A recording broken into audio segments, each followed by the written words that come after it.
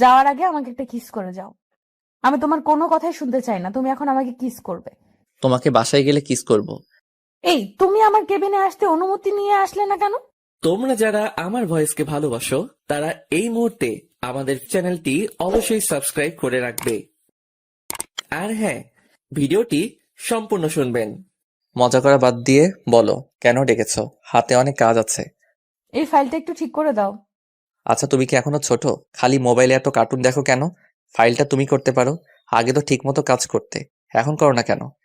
আমার কাজ করতে ভালো লাগে না, শুধু কার্টুন দেখতে ভালো লাগে। আগে করেছি, তখন তো বিয়ে হয়নি।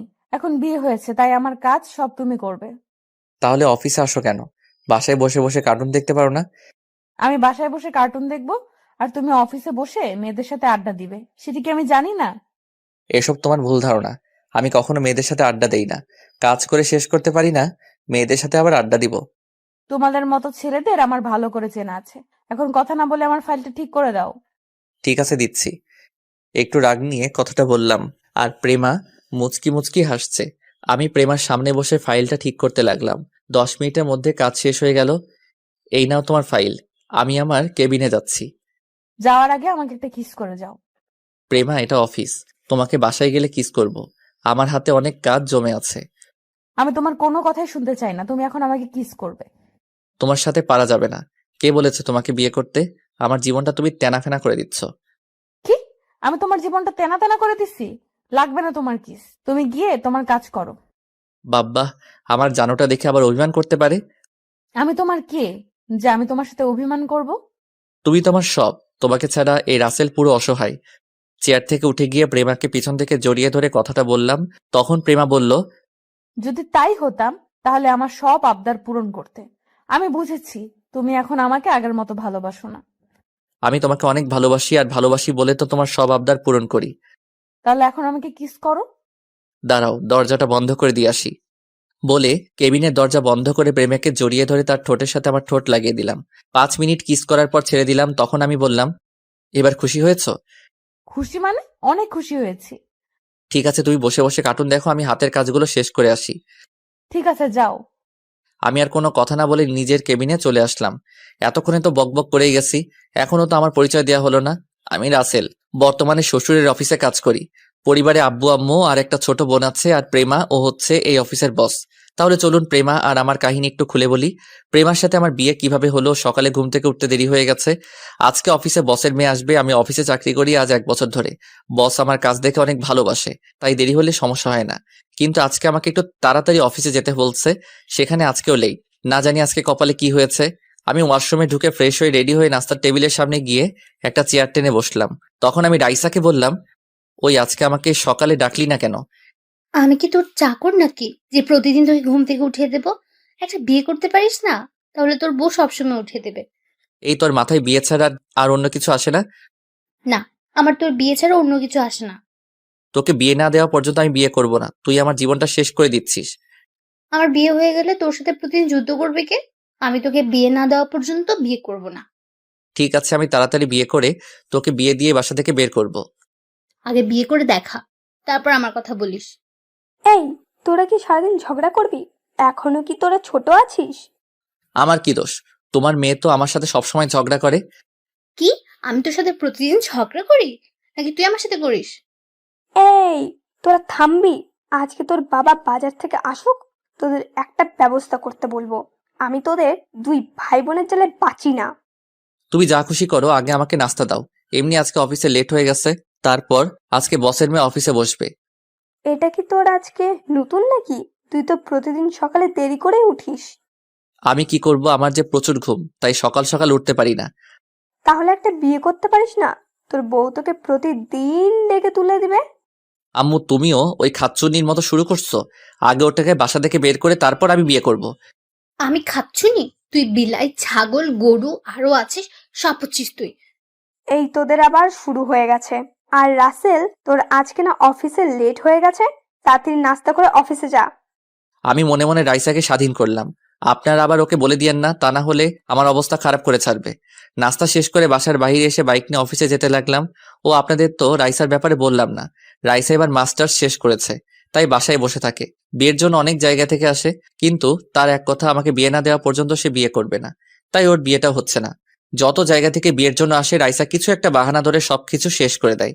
আপনাদের সাথে কথা বলতে বলতে অফিসে চলে আসলাম। গেট দিয়ে ঢুকে বাইকটা পার্কিং করে অফিসের ভিতরে চলে গেলাম। নিজের কেবিনে বসতে না বসতেই পিয়ন শালা এসে বলল, স্যার, ম্যাম আপনাকে ওনার কেবিনে দেখা করতে বলেছে। ঠিক আছে তুমি যাও, আমি আসছি। পিয়ন আর কোনো কথা না বলে চলে গেল।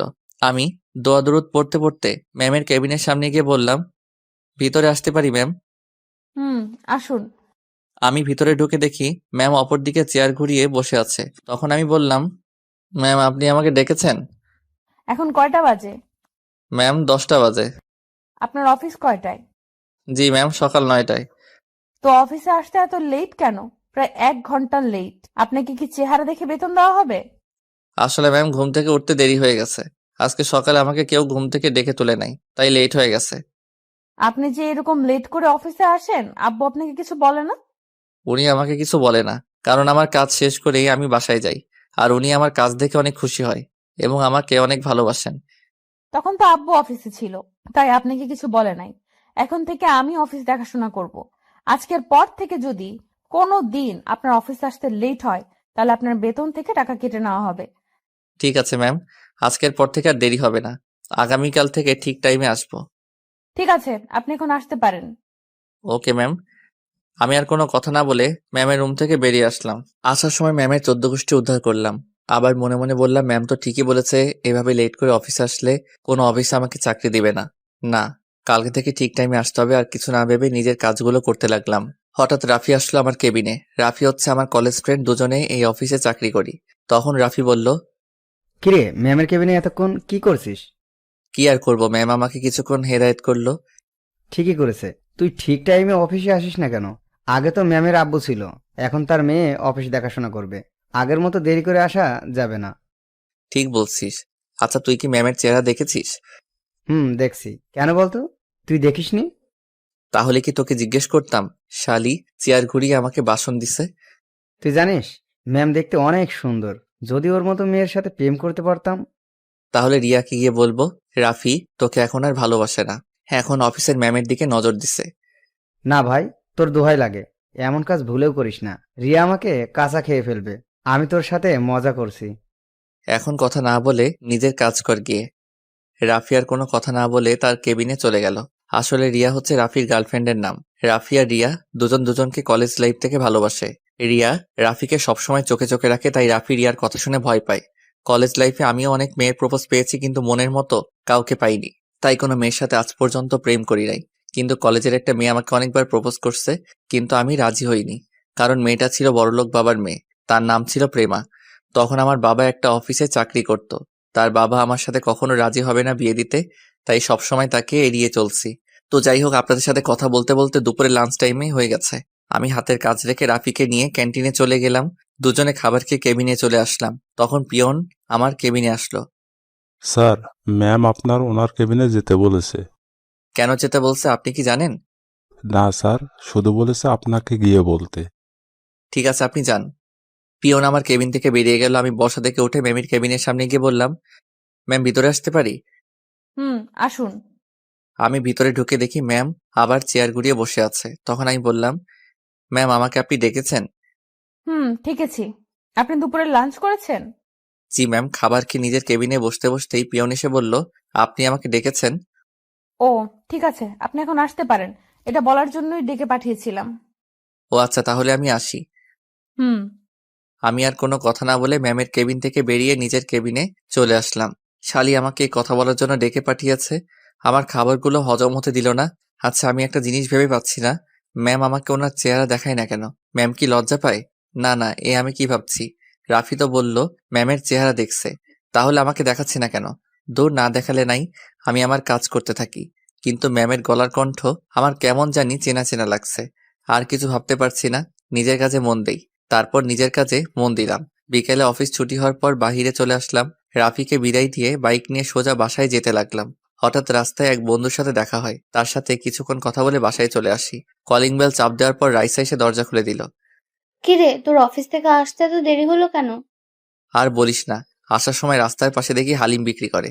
দেখে লোভ সামলাতে পারলাম না, তাই বসে 2 বাটি খেয়ে আসলাম। তুই একা একা খেলি, আমার জন্য আনলি না?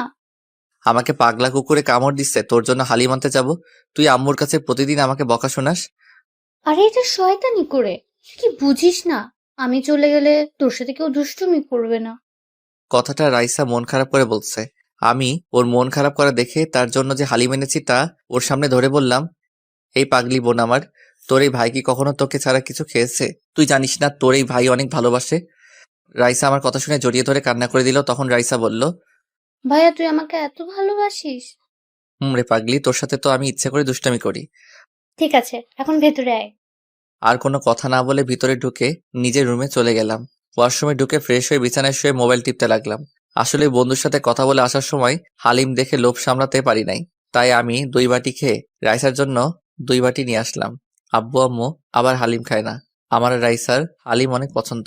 তো যাই হোক, রাতে সবার সাথে খাবার খেয়ে রুমে চলে আসলাম। বিছানায় শুয়ে মোবাইল টিপতে গেলে ম্যামের কথাগুলো মনে পড়ে যায়। মোবাইলে অ্যালার্ম দিয়ে রাখলাম, তাই আর মোবাইল না টিপে ঘুমিয়ে পড়লাম। সকালে ঘুম থেকে তাড়াতাড়ি উঠে গেলাম। ঘড়ির দিকে তাকিয়ে দেখি মাত্র 7টা বাজে। এখন অফিসের টাইম 2 ঘন্টা বাকি আছে। বিছানা থেকে নেমে ওয়াশরুমে ঢুকে ফ্রেশ হয়ে একটা জামা গায়ে দিয়ে নিচে আসলাম। তখন আব্বু আম্মু এবং রাইসা আমার দিকে কেমন চোখে যেন তাকিয়ে আছে। আমি তো কিছুই বুঝতে পারছি না। তোমরা সবাই আমার দিকে এভাবে তাকিয়ে আছো কেন? আমি কি কোনো এলিয়েন নাকি? বাবা, তোর কিছু হয়েছে? শরীর খারাপ নাকি? এ কথা বললে কেন? আমি তো ঠিকই আছি। মানে আম্মু বলতে চাইছে সূর্য আজকে কোন দিকে উঠছে। কেন? প্রতিদিন যেই দিকে উঠে আজকেও সেই দিকেই উঠেছে। রাইসা, আমার মনে হয় রাসেলের কিছু হয়েছে। যে ছেলেকে সকালে এত ডাকার পরেও উঠে না, সে ছেলে আজকে এত সকাল সকাল কিভাবে উঠলো? আমি কি সকাল সকাল উঠতে পারি না? সেটা তো আমরা আজ 1 বছর ধরে দেখে আসছি। আরে, অফিসের ম্যাম অনেক কড়া। গতকাল আমাকে যে বাসন দিছে, তাই সকাল সকাল ঘুম থেকে উঠে গেলাম। ম্যামের আব্বু হলে কোনো সমস্যা ছিল না, কিন্তু বসের মেয়ের অনেক রাগ। এবার ঠিক হয়েছে, এখন থেকে দেরি করে অফিসে গেলে তোর ম্যামের ঝাড়ি খেতে হবে। ঠিকই বলছিস। আম্মু, নাস্তা কি হয়েছে? এখনো হয়নি, তোরা বসে গল্প কর, আধা ঘন্টার মধ্যে হয়ে যাবে। ঠিক আছে, বলে আমি সোফায় গিয়ে বসলাম। তখন রাইসা আমার পাশে বসে বলল, ভাইয়া তোর ম্যাম দেখতে কেমন রে? আমি এখনো ম্যামের চেহারা দেখি নাই। যে সময় আমাকে কেবিনে ডাকবে তখন ম্যাম চেয়ার ঘুরিয়ে আমার সাথে কথা বলে। এভাবে কথা বলে কেন? বাকিদের সাথে কি এভাবে কথা বলে? না, শুধু আমার সাথে এভাবে কথা বলে। তাহলে আমার মনে হয় এখানে কোনো কারণ আছে। অফিসে সবার সাথে সামনাসামনি কথা বলে, তোর সাথে চেয়ার ঘুরিয়ে কথা বলে কেন? সেটা আমি বলতে পারবো না। দেখি সামনে কি হয়। মাত্র তো প্রথম দিন এমন করছে, কোনো একদিন তো অবশ্যই দেখতে পাবো। তারপর আমি আর রাইসা আরো কিছুক্ষণ কথা বললাম। কিছুক্ষণ পর আম্মু টেবিলে নাস্তা নিয়ে আসলো। সবার সাথে নাস্তা করে রুমে এসে রেডি হয়ে বাসা থেকে বেরিয়ে বাইক নিয়ে অফিসে চলে আসলাম। বাইক পার্কিং করে অফিসের ভিতরে ঢুকে নিজের কেবিনে চলে আসলাম। আজকে 20 মিনিট আগে অফিসে চলে আসলাম। আমি বসে বসে মোবাইল টিপতে লাগলাম। অফিসের সবাই আস্তে আস্তে আসা শুরু করলো। কিছুক্ষণ পর রাফি অফিসের ভিতরে ঢুকে আমাকে দেখে কেবিনে আসলো। তখন রাফি বলল, কিরে, তুই কি রাসেল নাকি অন্য কেউ? আমি রাসেল না, রাসেলের ফটোকপি। আমার তো মনে হয় আজ 1 বছর পর তুই অফিসে আগে এসেছিস। কি করব বলো, শালার ঘুমের কারণে ঠিক টাইমে আসতে পারি না। ঠিক আছে, চল দুজনে কফি খেয়ে আসি, কফি খেয়ে এসে কাজ করব। ঠিক আছে, চলো। আমি আর রাফি কেবিন থেকে বেরিয়ে ক্যান্টিনে চলে গেলাম। দুজনে 2টা কফি খেয়ে অফিসে চলে আসলাম। রাফি ওর কেবিনে চলে গেল। আমি আমার কেবিনে বসে কাজ করতে লাগলাম। কাজ করতে করতে দুপুরে লাঞ্চের টাইম হয়ে গেছে, কিন্তু অবাক করার বিষয় হলো আজকে ম্যাম আমাকে তার কেবিনে ডাকে নাই। মনে হয় টাইম মতো আসার কারণে ডাকে নাই। আর ডাকে নাই ভালোই করছে, তা না হলে আমাকে কিছুক্ষণ ভাষণ দিত। এই যা শালির কথা বলতে না বলতেই পিয়ন এসে বলল, স্যার, ম্যাম আপনাকে ওনার কেবিনে ডাকছে। এখন তো দুপুরে লাঞ্চের টাইম, আমি এখন খাবার খেতে যাব। আমাকে বলে লাভ নেই, ম্যামের কাছে গিয়ে বলেন আপনাকে তাড়াতাড়ি যেতে বলেছে। এই কথা বলে পিয়ন কেবিন থেকে বেরিয়ে গেল। এখন লাঞ্চের টাইমে কেন ডাকলো? আবার অনেক খিদেও লাগছে, মনে কয় শালির মাথা ফাটিয়ে দেই। আমি কেবিন থেকে বেরিয়ে ম্যামের কেবিনের সামনে গিয়ে বললাম, ম্যাম ভিতরে আসতে পারি? আসুন। আমি ভিতরে গিয়ে দেখি ম্যাম আগের মতো চেয়ার ঘুরিয়ে বসে আছে। ম্যাম আমাকে কেন ডেকেছেন? এখন তো দুপুরে লাঞ্চ টাইম। আপনি আজকে আমার সাথে লাঞ্চ করবেন, তাই কেবিনে আসতে বললাম। আপনি আমার সাথে কিভাবে খাবার খাবেন? আপনি তো আপনার চেহারা এখনো পর্যন্ত আমাকে দেখান নাই। আমার চেহারা দেখলে আপনি চেয়ার থেকে উঠে যাবেন, কারণ আপনি আমাকে ভালো করে চেনেন। আমি আপনাকে চিনি মানে? কে আপনি? মনে করে দেখেন তো, কলেজে আপনাকে প্রতিদিন একটা মেয়ে প্রপোজ করতো, কিন্তু আপনি রাজি হতেন না।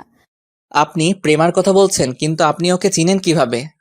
আপনি সেটা পরে জানতে পারবেন। এখন বলেন, প্রেমার প্রপোজে রাজি হতেন না কেন? সে কি দেখতে খারাপ? আসলে ম্যাম, প্রেমা মেয়েটাকে আমারও অনেক পছন্দ, কিন্তু সে ছিল বড়লোক বাবার একমাত্র মেয়ে। আমার বাবা ছিল সাধারণ একটা অফিসের কর্মচারী। প্রেমার বাবা কখনো আমাদের সম্পর্ক মেনে নিবে না, তাই প্রেমা যতবার প্রপোজ করত আমি তাকে ফিরিয়ে দিতাম। তোমার বাবা অফিসে কর্মচারী তো কি হয়েছে? উনি কি মানুষ না? টাকা পয়সা দিয়ে কখনো ভালোবাসা হয় না, দুজনের দুই মনের মিল থাকলে ভালোবাসা হয়। সেটা ঠিক আছে, কিন্তু প্রেমার বাবা কখনো মানবে না। সত্যি করে বলুন তো, আপনি কি এখনো প্রেমাকে ভালোবাসেন? যদি সে আপনার কাছে ফিরে আসে, তখন তাকে আপন করে নিবেন? সে যদি আপনাকে বিয়ে করতে চায়, আপনি তাকে বিয়ে করবেন? হুম, আমি এখনো তাকে ভালোবাসি, কিন্তু সে এখন কোথায় থেকে ফিরে আসবে? তাকে তো পড়ালেখা ছাড়ার পর আর দেখতেই পাইনি। সে আপনার আশেপাশেই আছে, আপনি বলুন তাকে আপন করবেন? বিয়ে করতে রাজি আছি, যদি তার বাবা মা এবং আমার বাবা মা রাজি থাকে। প্রেমার বাবা মা সবাই রাজি আছে, এখন আপনি রাজি কিনা সেটা বলুন। আপনি জানলেন কিভাবে যে প্রেমা রাজি আছে? আপনি কে? হঠাৎ ম্যাম চেয়ার ঘুরিয়ে আমার দিকে তাকিয়ে মুচকি মুচকি হাসছে। আমি তো ম্যামকে দেখে অবাক হয়ে গেলাম। এ আর কেউ নয়, প্রেমা। তখন প্রেমা আমাকে বলল, কি ব্যাপার, শখ খেলো নাকি মিস্টার রাসেল? প্রেমা তুমি এখানে? তার মানে এটা তোমাদের অফিস? হুম, এটা আমাদের অফিস। 4 দিন আগে অফিসে আব্বুর কাছে আসলাম, তখন হঠাৎ তোমাকে অফিসে দেখি। তারপর আব্বুকে বুঝিয়ে আমি অফিসে জয়েন করি। আব্বু আমাকে আগের থেকে বলেছে অফিসের দায়িত্ব হাতে নেওয়ার জন্য, কিন্তু আমার অফিসের কাজ করতে ভালো লাগে না। তোমাকে দেখি অফিসের বসের দায়িত্ব পালন করতে এসেছি। এই জন্যই তো বলি, তুমি আমাকে চেহারা দেখাও না কেন? তোমার গলার কণ্ঠ কেমন যেন চেনা চেনা লাগছে। আচ্ছা, তুমি পড়াশোনা শেষ করার পর কোথায় ছিলে? আসলে পড়ালেখা শেষ করার কিছুদিন পর আমার ব্লাড ক্যান্সার ধরা পড়ে। প্রায় 6 মাস বাংলাদেশে অনেক ডাক্তার দেখেছি, কিন্তু কোনো উন্নতি দেখছি না। তারপর আব্বু আমাকে আমেরিকা মামাদের কাছে নিয়ে যায়। সেখানে একটা হসপিটালে আমার অপারেশন হয়। আল্লাহ দিলে 6 মাসে আমি পুরোপুরি সুস্থ হয়ে যাই। সুস্থ হয়ে বাংলাদেশে ফিরে আসি। ও, রাসেল, তুমি আমাকে একটু ভালোবাসা দিবে? আমি সারা জীবন তোমায় আগলে রাখবো, কখনো কষ্ট পেতে দিব না। আমি চেয়ার থেকে উঠে প্রেমাকে পিছন থেকে জড়িয়ে ধরে বললাম, আমিও তোমাকে ভালোবাসি।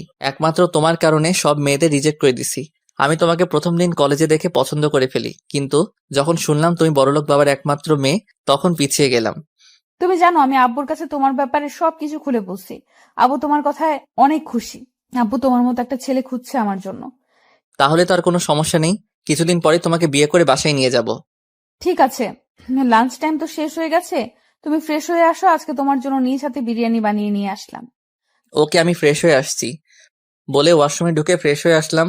প্রেমা আমার সামনে একটা টিফিন বক্স দিল। আমি খুলে দেখি বিরিয়ানি। আমি খেতে শুরু করলাম। হঠাৎ মনে হলো প্রেমা তো এখনো খাবার খায়নি। আসলে পেটের খিদায় প্রেমার কথা ভুলে গেছি। প্রেমার দিকে তাকিয়ে দেখে আমার দিকে তাকিয়ে আছে। আমি কোনো কথা না বলে প্রেমার মুখের সামনে খাবার ধরলাম। প্রেমা কোনো কথা না বলে খেতে লাগলো। ও, তার মানে আমার হাতে খাওয়ার জন্য এতক্ষণ মহারানী বসেছিল। প্রেমাকে আমি খাইয়ে দিতে লাগলাম। প্রেমা আমার দিকে তাকিয়ে আছে। এভাবে আমার দিকে তাকিয়ে আছো কেন? তুমি কি আমার সেই রাসেল যাকে 1000 বার প্রপোজ করার পরেও রাজি হলো না? তুমি সবকিছু শুনে তারপরেও কথাটা কিভাবে বলছো? হুম, এইভাবে সারা জীবন আমাকে খাইয়ে দিবে তো? তোমার কি হাত নেই? আমি তোমাকে খাইয়ে দিতে যাব কেন? তোমার আর খাইয়ে দিতে হবে না, আমি আর খাবো না। ও মা, মহারানী দেখে আবার রাগ করতে জানে। তুমি চাইলে আমি সবসময় তোমাকে খাইয়ে দিব। এই না হলে আমার জামাই। হয়েছে হয়েছে, এখন তাড়াতাড়ি খাও, হাতের কিছু কাজ বাকি আছে। আজকে তোমাকে আর কাজ করতে হবে না, দুজন মিলে বাইরে ঘুরতে যাব। ঠিক আছে। তারপর দুজনে খাবার খেলাম। প্রেমা আমার থেকে টিফিন বক্সটা নিয়ে ওয়াশরুমে চলে গেল। কিছুক্ষণ পর বেরিয়ে আসলো, হাতে করে 1 গ্লাস পানি নিয়ে আসলো। আমার হাতটা ধুয়ে দিল। তারপর প্রেমার ওড়না দিয়ে মুখ মুছে দিল। তারপর কিছুক্ষণ রেস্ট নিয়ে প্রেমা আর আমি অফিস থেকে বেরিয়ে বাইক নিয়ে ঘুরতে গেলাম। প্রেমা আমাকে পিছন থেকে জড়িয়ে ধরে আছে। রাত 9টার সময় বাসায় ফিরে আসলাম। প্রেমাকে তাদের বাসার সামনে নামিয়ে দিয়ে আমার বাসায় চলে আসলাম। দেখতে দেখতে আমাদের বিয়েটা হয়ে গেল। 2 ফ্যামিলি মিলে আমাদের বিয়ের দিন তারিখ ঠিক করলো। তারপর বিয়েটা হয়ে গেল। বিয়ের 1 মাস পর থেকে প্রেমা অফিসে বসে, এতে আব্বু আম্মু কিছু বলে না। তারা চায় আমি আর প্রেমা মিলে অফিসটা চালাই। এরপর থেকে প্রেমা অফিসে বসের দায়িত্ব পালন করে, কিন্তু তার সব কাজ আমার হাতে করাই। প্রেমা সারাদিন অফিসে বসে ছোট বাচ্চাদের মতো কার্টুন দেখে। এই ছিল অতীতের কাহিনী। এবার বর্তমানে আসা যাক। প্রেমার কেবিন থেকে বেরিয়ে আসতেই কারোর সাথে ধাক্কা খেলাম, কিন্তু আমি পড়ি নাই। যে আমার সাথে ধাক্কা খেয়েছে সে পড়ে গেছে। নিচের দিকে তাকিয়ে দেখি একটা মেয়ে, কিন্তু তাকে কখনো এই অফিসে দেখি নাই। তখন মেয়েটি উঠে এসে আমাকে একটা থাপ্পড় মেরে দিল। তারপর বলতে লাগলো, কুত্তার বাচ্চা, দেখে চলতে পারিস না? দেখে তো মনে হচ্ছে এই অফিসে কাজ করিস। আমি ইচ্ছে করে আপনাকে ধাক্কা দেই নাই। আর একটা কথা, আমার মা বাবাকে গালি দিয়ে কথা বলবেন না। যদি গালি দেয় তাহলে তুই কি করবি? তুই জানিস আমি চাইলে প্রেমাকে বলে তোকে এই অফিস থেকে বের করে দিতে পারি। আপনি বলে দেখতে পারেন, কোনো লাভ হবে না। আর একটা কথা, আপনি শুধু মেয়ে মানুষ দেখে আজকে বেঁচে গেছেন, তা না হলে আমার থাপ্পড়ের প্রতিশোধ আমি নিয়ে ছাড়তাম। তুই বেশি বেড়ে গেছিস, দাঁড়া, তোর চাকরি এক্ষুনি আমি খেয়ে দিচ্ছি। বলে মেয়েটার প্রেমার কেবিনে চলে গেল। আমি দাঁড়িয়ে না থেকে নিজের কেবিনে চলে আসলাম। একটা ফাইলের কাজ করতে আসছি, হঠাৎ প্রেমা ফোন দিয়ে বলল তার কেবিনে একটু যেতে। আমি কেবিন থেকে বেরিয়ে সোজা প্রেমার কেবিনে ঢুকে গেলাম। ওই মেয়েটা আমাকে দেখে বলল, দেখছিস প্রেমা, কি অসভ্য ছেলে, তোর কেবিনে ঢুকতে অনুমতি নিয়ে আসলো না। আমি তোর কেবিনে আসার সময় এই ছেলেটা আমাকে ধাক্কা দিয়ে ফেলে দিচ্ছে। প্রেমা, আমি ইচ্ছে করে ওকে ধাক্কা দিয়ে ফেলে দেই নাই। তোমার কেবিন থেকে বেরিয়ে যেতেই ওনার সাথে ধাক্কা লাগে, তারপর উনি পড়ে যায়। তারপর আমার মা বাবাকে গালি দিছে এবং আমার গালে একটা থাপ্পড় মারছে। প্রেমা চেয়ার থেকে উঠে ওই মেয়েটা দুই গালে দুইটা থাপ্পড় মেরে দিল। ওই মেয়েটা গালে হাত দিয়ে বলল, প্রেমা, তুই আমার বান্ধবী হয়ে ওই ছেলের কথায় আমার গায়ে হাত তুললি? তো সাহস কি করে হলো ওর গায়ে হাত তোলার, আবার ওর আব্বু আমাকে গালি দেওয়ার? তুই জানিস ও কে? কে ও, যার জন্য আমার গায়ে হাত তুললি? ও আমার স্বামী, আর তুই ওর গায়ে হাত তুলছিস? আমার শ্বশুর শাশুড়িকে গালি দিছস? আমি রাসেলের সম্বন্ধে ভালো করে জানি, ও কোনো মেয়েকে ধাক্কা তো দূরের কথা, কোনো মেয়ের হাতও তুলবে না। তুই শুধু আমার বান্ধবী দেখে আর কিছু করলাম না, তা না হলে উচিত শিক্ষা দিয়ে ছাড়তাম। সরি প্রেমা, আমি বুঝতে পারি নাই ও যে তোর স্বামী। আমি যদি তোর স্বামীকে আগেই দেখতাম তাহলে এমনটা হতো না। তুই আমাকে মাফ করে দে। আমার কাছে মাফ না চেয়ে রাসেলের কাছে ক্ষমা চা। ও যদি তোকে ক্ষমা করে তাহলে আমিও তোকে মাফ করে দিব। আপনি আমাকে ক্ষমা করে দেন, আমি আপনাকে চিনতে পারি নাই। আমি তোমাকে ক্ষমা করে দিছি। ভবিষ্যতে এমন কাজ আর কারোর সাথে করবেন না, তা না হলে তোমাকে পস্তাতে হবে। কথা মনে রাখিস। এই বলে আমি নিজের কেবিনে চলে আসলাম। তারপর বিকালে অফিস ছুটির পর গাড়ি নিয়ে প্রেমার জন্য অপেক্ষা করতে লাগলাম। কিছুক্ষণ পর প্রেমা অফিস থেকে বেরিয়ে আসলো। প্রেমা এসে আমার সাথে সামনের সিটে বসলো। তখন প্রেমা বলল, কি ব্যাপার, তুমি আমাকে নিয়ে আসলে না কেন? আমি মনে করছি ওই মেয়েটা তোমার কেবিনে, তাই আর যাইনি। আচ্ছা, মেয়েটাকে? ও হচ্ছে নদী, আমার সাথে হাই স্কুল লাইফ পর্যন্ত পড়েছে। আমরা দুজন বান্ধবী। এসএসসি পাশ করার পর তার আব্বু ওকে বাইরের রাষ্ট্রে পাঠিয়ে দেয়। তারপর পড়ালেখা শেষ করে দেশে এসে তাদের নিজের অফিস দেখাশোনা করে। ও, তাহলে ও আমাকে দেখে নাই? তোমার সাথে যোগাযোগ ছিল না? যোগাযোগ থাকলে কি আজকের এই ঘটনা ঘটতো? তাও ঠিক বলছো। তারপর আমি আর প্রেমা কথা বলতে বলতে বাসায় চলে আসলাম। আপনাদের একটা কথা বলে রাখি, প্রেমা বাসায় আসলে আব্বু আম্মুর সেবা যত্ন করা শুরু করে। বাসায় প্রেমা আমার সাথে তেমন শয়তানি করে না, অফিসে আমার অবস্থা খারাপ করে ফেলে। তার এসব পাগলামি আমার অনেক ভালো লাগে। বাসায় এসে কলিং বেল চাপ দিলাম। কিছুক্ষণ পর আম্মু এসে দরজা খুলে দিল। আমাদের দেখে আম্মু বলল, কি রে, তোরা এসেছিস? আম্মু। আম্মু, তুমি দুপুরের ওষুধ ঠিক মতো খেয়েছো?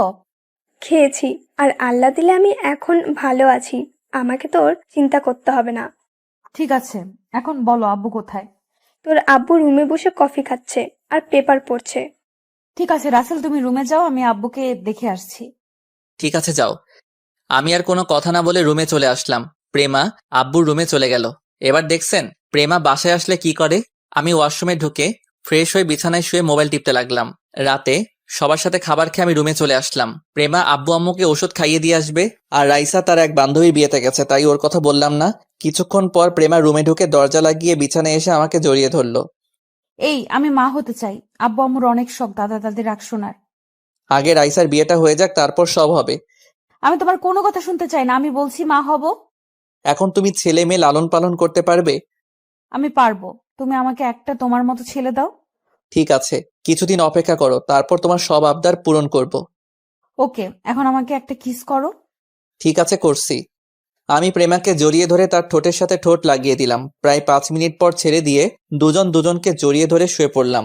আজ 5 দিন পর আমি রাতের খাবার খেয়ে রুমে শুয়ে মোবাইল টিপতে আসি। হঠাৎ রাইসা আমার রুমে আসলো। তখন আমি রাইসাকে দেখে বললাম, কিরে রাইসা, তুই আমার রুমে কিছু বলবি?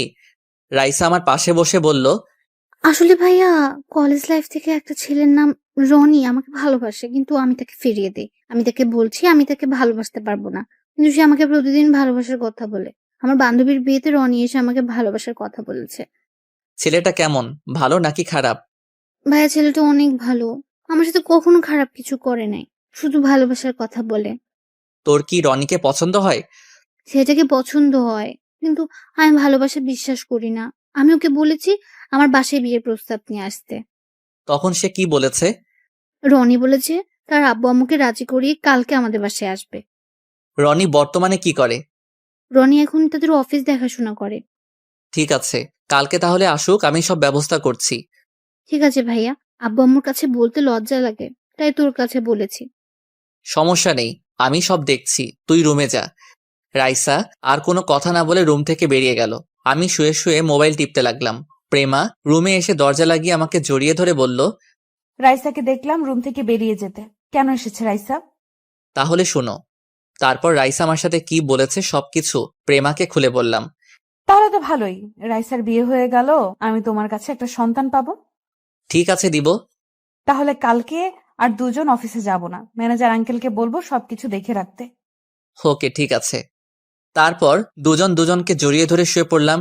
এবার আপনাদের একটা কথা বলি, আমার আর প্রেমার বিয়ের পর এখনো প্রেমার সাথে গভীরে যাইনি, কারণ বিয়ের 2 দিন আগে থেকে আম্মু অসুস্থ হয়ে পড়ে। তাই বাসর রাতে প্রেমাকে বলেছি আম্মু সুস্থ না হওয়া পর্যন্ত আমরা গভীরে যাব না।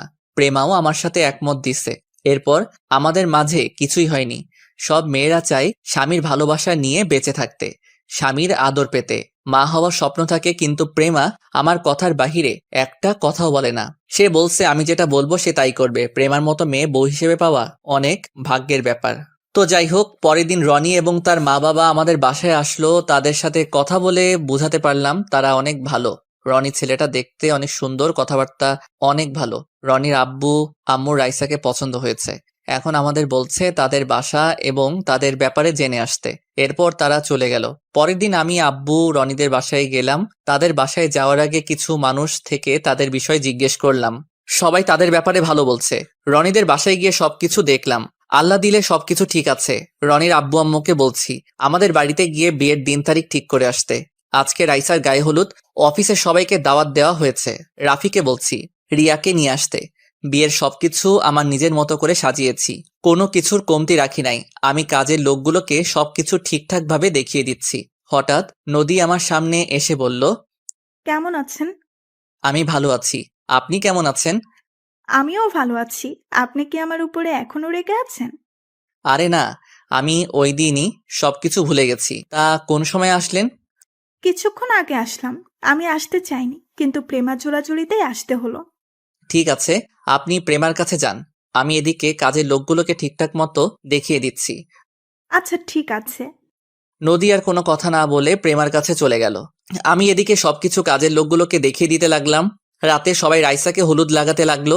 এক এক করে সবাই হলুদ লাগাতে আসে। হঠাৎ প্রেমা আমার সামনে আসলো।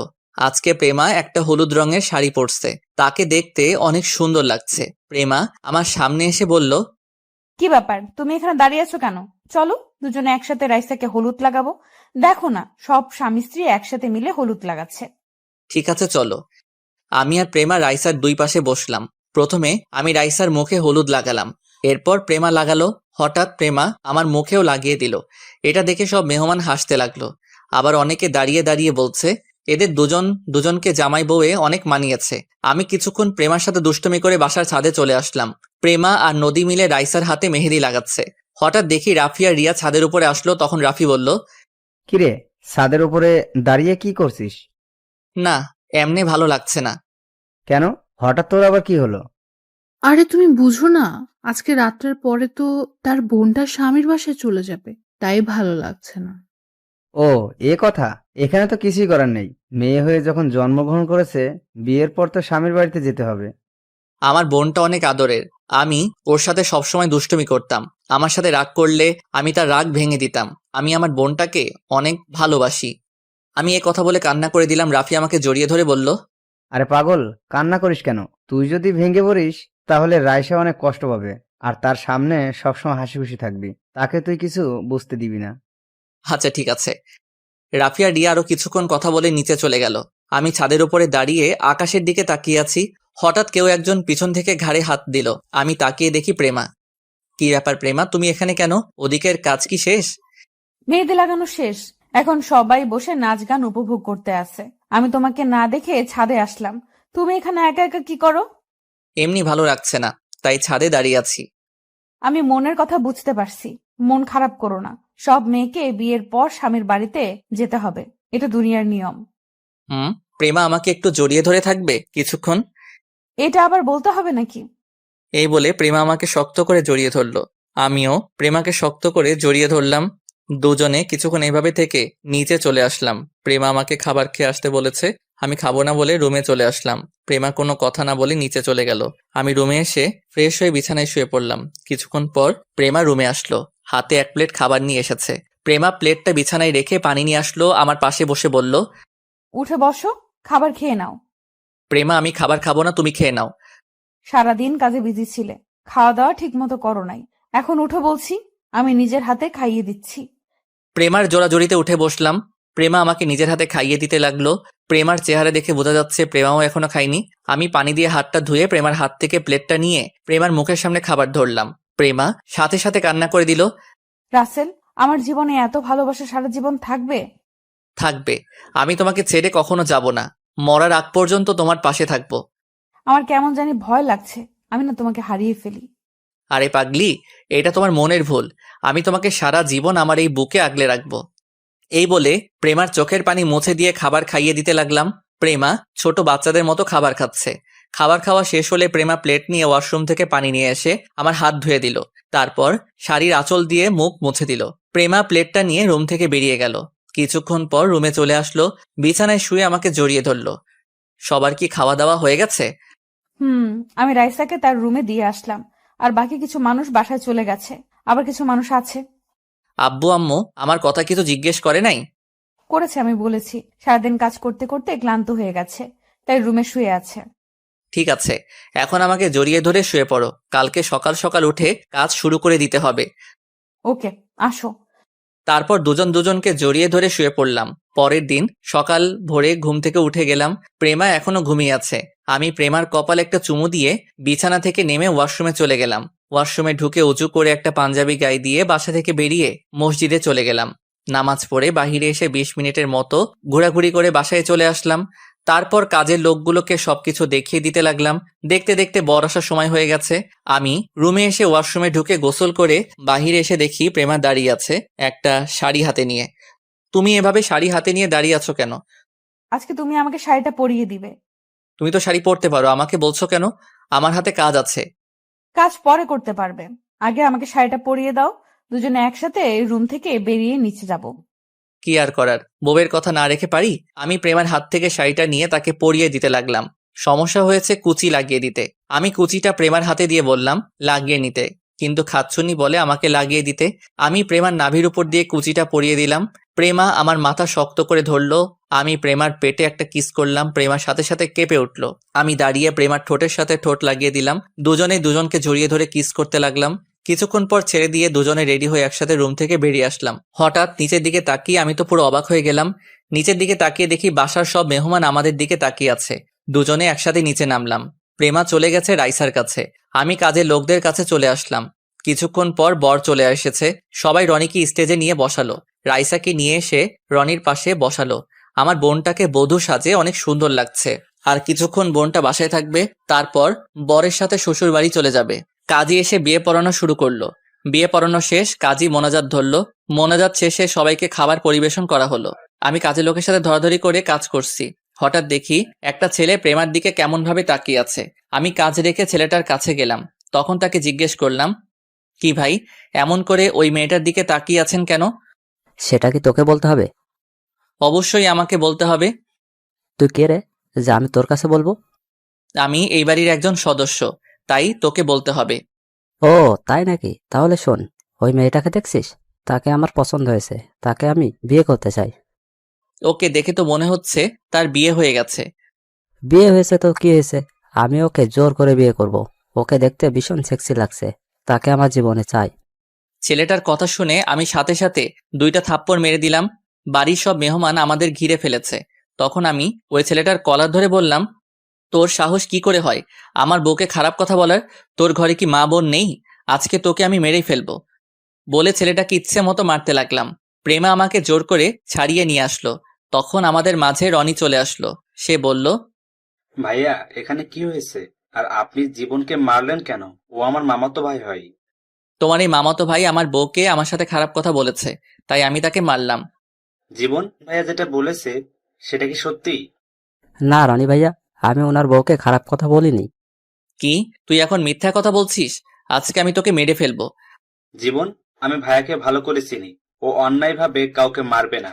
তুই যদি সত্যি কথা না বলিস তাহলে আমার হাত তোর গায়ে উঠবে। আমাকে সবাই ধরে রেখেছে। এবার জীবন মাথা নিচু করে বলল, ভাইয়া আমার ভুল হয়ে গেছে, আমি ওনাকে চিনতে পারি নাই, আমাকে তুমি মাফ করে দাও। সি সি সি সি, আমার ভাবতে অবাক লাগে। তুই বিয়ে বাড়িতে এসে এমন কথা বলবি? আমি তোকে অনেক ভালো মনে করেছি। তুই এখনই ভাইয়ার পা ধরে ক্ষমা চাইবি। ভাইয়া তোকে মাফ করলে আমিও মাফ করে দিব। জীবন দাঁড়িয়ে না থেকে আমার পা ধরে বলতে লাগলো, ভাইয়া আমার ভুল হয়ে গেছে, আমাকে আপনি ক্ষমা করে দেন। ঠিক আছে, আমি তোকে ক্ষমা করে দিলাম। আর কখনো এমন কথা কাউকে বলবি না। মেয়েরা হচ্ছে মায়ের জাত, আর আমার বউ তোমার থেকে বড়। তাকে বড় বোনের নজরে দেখবে। ঠিক আছে ভাইয়া, এমন ভুল আর জীবনেও হবে না। ঠিক আছে, আপনারা সবাই যার যার জায়গায় চলে যান। প্রেমা আমাকে টেনে রুমে নিয়ে আসলো। তখন আমাকে বলল, তুমি ছেলেটাকে মারলে কেন? একটু বুঝিয়ে বললেই তো হতো। তোমার নামে খারাপ কথা বলবে, আমি তাকে এমনি এমনি ছেড়ে দিব? হয়েছে, এখন মাথা ঠান্ডা করো। ও ছেলে তার ভুল বুঝতে পেরেছে। ঠিক আছে, এখন তুমি রাইসার কাছে যাও, আমি এদিকটা দেখছি। প্রেমা আর কিছু না বলে রুম থেকে বেরিয়ে গেল। আমি রুম থেকে বেরিয়ে কাজে লেগে পড়লাম। আস্তে আস্তে সবার খাওয়া দাওয়া শেষ হয়ে গেল। এখন রাইসাকে বিদায় দেওয়ার পালা। রাইসা আব্বু আম্মুকে জড়িয়ে ধরে কান্না করতে লাগলো, নিজের চোখ দিয়ে পানি পড়তে লাগলো। বোনটার সাথে অনেক দুষ্টুমি করছি, এখন কার সাথে করব? রাইসা মা বাবাকে ছেড়ে আমাকে জড়িয়ে ধরে কান্না করে দিল। আমি রনির হাতে রাইসাকে তুলে দিয়ে বললাম, রনি, আমার বোনটাকে তোমার হাতে তুলে দিলাম। ওর চোখে কখনো অশ্রু ঝরতে দেই নেই। তুমি আমার বোনটার খেয়াল রেখো, তাকে কখনো কষ্ট দিও না। আপনি কোনো চিন্তা করবেন না ভাইয়া, আমি রাইসাকে কখনো কষ্ট দিতে দেব না। আরো কিছু কথা বলে রাইসাকে গাড়িতে উঠিয়ে দিলাম। বোনটাকে তুলে দিতে অনেক কষ্ট হচ্ছে। আস্তে আস্তে সবাইকে বিদায় দিয়ে দিলাম। আমি রুমের ভিতরে ঢুকে শুয়ে শুয়ে রাইসার জন্য কান্না করতে লাগলাম। কিছুক্ষণ পর প্রেমা রুমে আসলো, আমার পাশে বসে বলল, এই তুমি কান্না করছো কেন? রাইসার জন্য অনেক খারাপ লাগছে। কান্না করো না, এখন শুধু ওর জন্য দোয়া করো, আল্লাহ যেন ওর সংসার জীবনে সুখী রাখে। হুম। প্রেমা আরো কিছুক্ষণ কথা বলে আব্বু আম্মুর রুমে চলে গেল। আমি বিছানায় শুয়ে পড়লাম। দেখতে দেখতে 1টা মাস চলে গেল। আল্লাহর রহমতে আমার বোনটা অনেক সুখী আছে। আর এর ভিতরে প্রেমাকে স্বামীর অধিকার দিয়েছি। সুন্দরভাবে চলছে আমাদের সংসার। এখন নদীর সাথে ভালো বন্ধুত্ব হয়ে গেছে। প্রেমা এখন আর অফিসে বসে কার্টুন দেখে না, আগের মতো অফিসের কাজে মন দিচ্ছে। দুজনে মিলে অফিসটা সুন্দরভাবে চালিয়ে যাচ্ছি। নিজের কেবিনে বসে কাজ করতে আসি, হঠাৎ প্রেমা ফোন দিয়ে বলল তার কেবিনে যেতে। আমি আমার কেবিন থেকে বেরিয়ে প্রেমার কেবিনে গেলাম। একটা চেয়ারে বসে বললাম, বলো কেন ডেকেছো? তুমি তো জানো আমাদের একটা ডিল হতে যাচ্ছে ফারহান কোম্পানির সাথে। এখন ওটার কাজ কতটুকু আগালো, এই ডিলটা পেলে আমাদের কোম্পানি আরো উপরে উঠে যাবে। মোটামুটি কাজ প্রায় শেষের দিকে। তুমি দেখো, এই ডিলটা আমরা পাবোই। তাই যেন হয়। চলো দুজনে খাবার খেয়ে নেই, দুপুরে লাঞ্চের টাইম তো হয়ে গেছে। ঠিক আছে, আমি ফ্রেশ হয়ে আসছি। বলে আমি ওয়াশরুমে ঢুকে ফ্রেশ হয়ে আসলাম। প্রেমা একটা প্লেটে খাবার দিল। আমি প্লেটটা হাতে নিয়ে প্রেমাকে খাইয়ে দিচ্ছি। এটা আজকে নতুন না, এখন প্রতিদিন আমি প্রেমাকে নিজের হাতে খাইয়ে দেই। খাওয়া দাওয়া শেষ করে প্রেমার সাথে কিছুক্ষণ কথা বলে নিজের কেবিনে চলে আসলাম। দেখতে দেখতে সেই দিনটা চলে এসেছে। আমি আর প্রেমা সব কাগজপত্র নিয়ে ফারহান কোম্পানিতে গেলাম। অনেক বড় বড় কোম্পানির মালিক এসেছে এই ডিলটার জন্য। সবাই সবার মতো উপস্থাপন করতে লাগলো। আসলে ফারহান হচ্ছে এই কোম্পানির ছেলের নাম। ফারহান ছেলেটা দেখতে অনেক হ্যান্ডসাম, যে কোনো মেয়ে তাকে দেখলেই প্রেমে পড়ে যাবে। তো যাই হোক, সবার শেষে আমি দাঁড়িয়ে উপস্থাপন করতে লাগলাম। আমার উপস্থাপনা শেষে ফারহান হাততালি দিয়ে বলল, আমি আমাদের এই ডিলটা পেমা অফ কোম্পানিকে দিতে চাই। ওনাদের উপস্থাপন আমার অনেক ভালো লাগছে। ডিলটা পেয়ে আমি আর প্রেমা অনেক খুশি হয়েছি। ফারহান হলরুম থেকে বেরিয়ে যেতেই আমাদের বলেছে তার কেবিনে যেতে। আমি আর প্রেমা ফারহানের কেবিনে অনুমতি নিয়ে ঢুকলাম। দুজনে 2টা চেয়ার টেনে বসলাম। আপনার উপস্থাপনা আমার অনেক ভালো লেগেছে। আমি চাই আপনারা নিজের মতো করে কাজটা করবেন। জি, অবশ্যই। তারপর ফারহান আমাদের হাতে ডিলটা তুলে দিল। আমরা ফারহানের কেবিন থেকে বেরিয়ে অফিসের বাইরে চলে আসলাম, গাড়ি নিয়ে নিজেদের অফিসে যেতে লাগলাম। তখন প্রেমা বলল, আমাদের কোম্পানিটা এখন বাংলাদেশের টপে উঠে যাবে। ঠিক বলছো, এতদিনের পরিশ্রম বৃথা যায়নি। কথা বলতে বলতে অফিসে চলে আসলাম। দেখতে দেখতে আরো 2টা মাস চলে গেল। আমাদের কোম্পানিটা এখন বাংলাদেশের টপের মধ্যে একটা। এই সবই হয়েছে আমার প্রেমার জন্য। আমার আর প্রেমার ভালোবাসা আগের মতোই আছে। রাতে শুয়ে শুয়ে মোবাইল টিপতে আসি, কিছুক্ষণ পর প্রেমার রুমে এসে আমাকে জড়িয়ে ধরে বলল, এই, তুমি অনেক দিন হয়েছে আমাকে আদর করো না, আজকে আমাকে অনেক আদর করতে হবে। এতদিন তো কাজের চাপে তোমাকে আদর করতে পারি নাই, আজকে তোমাকে মন ভরে আদর করব। তো করো, আমি তোমার আদর সবসময় পেতে চাই। আমিও আর শুয়ে না থেকে প্রেমার ঠোঁটের সাথে ঠোঁট লাগিয়ে দিলাম। দুজন দুজনকে জড়িয়ে ধরে কিস করতে লাগলাম। তারপর আমি আস্তে আস্তে হারিয়ে গেলাম অজানা ঠিকানায়। একদিন অফিসে বসে কাজ করতে আসি। আজকে প্রেমা অফিসে আসে নাই, কারণ আজকে প্রেমা তাদের বাসায় গেছে। তার আব্বু নাকি হঠাৎ অসুস্থ হয়ে পড়ছে। আমি বলছিলাম যাওয়ার জন্য, পরে প্রেমা বলল বেশি অসুস্থ না, ওষুধ খেলে ঠিক হয়ে যাবে। প্রেমা বিকেলের মধ্যে বাসায় ফিরে আসবে। আমি আর কিছু বললাম না। হঠাৎ কেউ একজন দরজার সামনে দাঁড়িয়ে বলল, ভেতরে আসতে পারি স্যার? আমি দরজার দিকে তাকিয়ে দেখি নদী। তখন আমি বললাম, আরে আসো। তা হঠাৎ আজকে অফিসে আসলে যে? অফিসের সামনে দিয়ে যাচ্ছিলাম, তখন ভাবলাম প্রেমা আর আপনার সাথে দেখা করে যাই, কিন্তু প্রেমাকে তো দেখছি না। ওর আব্বু হঠাৎ অসুস্থ হয়ে পড়ে, তাই প্রেমা তার বাবাকে দেখতে গেছে, এই জন্য আজকে অফিসে আসে নাই। ও আচ্ছা, আপনার হাতে কি তেমন কাজ আছে? না, তেমন কোনো কাজ নেই। কেন বলো তো? তাহলে চলুন দুজনে আজকে বাহির থেকে কফি খেয়ে আসি। সেটা মন্দ না, ঠিক আছে চলো। আমি আর নদী অফিস থেকে বেরিয়ে আমার গাড়ি করে একটা কফি শপে চলে গেলাম। গাড়ি পার্কিং করে আমি আর নদী কফি শপে ঢুকলাম। দুজনে একটা টেবিলে গিয়ে বসলাম। ওয়েটারকে বললাম 2টা কফি দিতে। কিছুক্ষণ পর ওয়েটার কফি দিয়ে গেল। আমি আর নদী কফি খাচ্ছি। হঠাৎ একটা টেবিলে চোখ পড়তেই আমি পুরো অবাক হয়ে গেলাম। আমি কাকে দেখছি, নিজের চোখকে বিশ্বাস করতে পারছি না। আর কেউ না, প্রেমা। দেখি ফারহান কোম্পানির ফারহানের সাথে বসে কফি খাচ্ছে আর দুজনে হেসে হেসে কথা বলছে। নদী এখনো দেখে নাই। আমি আর নদী কফি খেয়ে বাহিরে চলে আসলাম। নদীকে বিদায় দিয়ে অফিসে চলে আসলাম। নিজের কেবিনে মনমরা হয়ে বসে আছি। হঠাৎ রাফি আমার কেবিনে আসলো। একটা চেয়ারে বসে বলল, কিরে, তোকে কেমন মনমরা লাগছে? কি হয়েছে তোর? আজকে নিজের চোখে যেটা দেখলাম সেটা আমি কখনো প্রেমার কাছ থেকে আশা করি নাই। কি হয়েছে আমাকে একটু বলতো। আজকে প্রেমার বান্ধবী নদীকে নিয়ে একটা কফি শপে কফি খাচ্ছিলাম। তখন একটা টেবিলে দেখি প্রেমা আর ফারহান দুজনে বসে কফি খাচ্ছে আর হেসে হেসে কথা বলছে। তুই কোন ফারহানের কথা বলছিস? আরে, আগে আমাদের যে ডিলটা দিয়েছে ফারহান কোম্পানির মালিক, ফারহানকে দেখলাম। তার মানে কি প্রেমা আর ফারহানের ভিতরে কিছু চলছে? ফারহান ছেলেটা দেখতে অনেক সুন্দর। প্রেমা কি তার সুন্দর চেহারার প্রেমে পড়ে গেছে? আমার মনে হয় তোর কোথাও ভুল হচ্ছে। আর প্রেমাকে দেখে মনে হয় না অন্য ছেলের সাথে প্রেম করবে। তুই একটাবার প্রেমার সাথে কথা বলে দেখ। তুই ঠিকই বলছিস, আমি ওর সাথে এই ব্যাপারে কথা বলবো। ঠিক আছে, মন খারাপ করিস না, এখন কাজ কর, আমি নিজেই কাজ করি গিয়ে। ঠিক আছে, যা। রাফি আর কোনো কথা না বলে চলে গেল। আমি মোবাইলটা হাতে নিয়ে প্রেমাকে ফোন দিলাম। বলো। তুমি এখন কোথায় যাচ্ছ? আমি তো বাসায় যাচ্ছি, কেন বলো তো? তোমার আব্বুর কাছে অনেকক্ষণ আগে ফোন দিয়েছি। আব্বু বলছে তুমি নাকি বাসায় চলে গেছো, তাহলে এত দেরি কেন? আসলে তুমি কিছু মনে করো না, বাসায় যাওয়ার সময় হঠাৎ ফারহানের সাথে রাস্তায় দেখা। ফারহানের জোরাজোরিতে কফি খেয়ে আসতে লেট হয়ে গেল। আমাকে তো ফোন করে বলতে পারতে। আমি তো মনে করেছি বেশি সময় লাগবে না, কিন্তু কথা বলতে বলতে অনেক দেরি হয়ে গেছে। আর কথা না বলে থাকতে পারছি না, ওর কারণে আমাদের কোম্পানিটা এত উপরে উঠেছে। আচ্ছা ঠিক আছে, এখন বাসায় যাও। বলে ফোনটা কেটে দিলাম। আমি মনে মনে বললাম, প্রেমা তো ঠিক কথাই বলেছে, ফারহানের কারণে আমাদের কোম্পানিটা এত উপরে উঠেছে। আমি আর কিছু না ভেবে কাজে মন দিলাম। বিকেলে অফিস থেকে বাসায় গিয়ে কলিং বেল চাপ দিলাম। প্রেমা এসে দরজা খুলে দিল।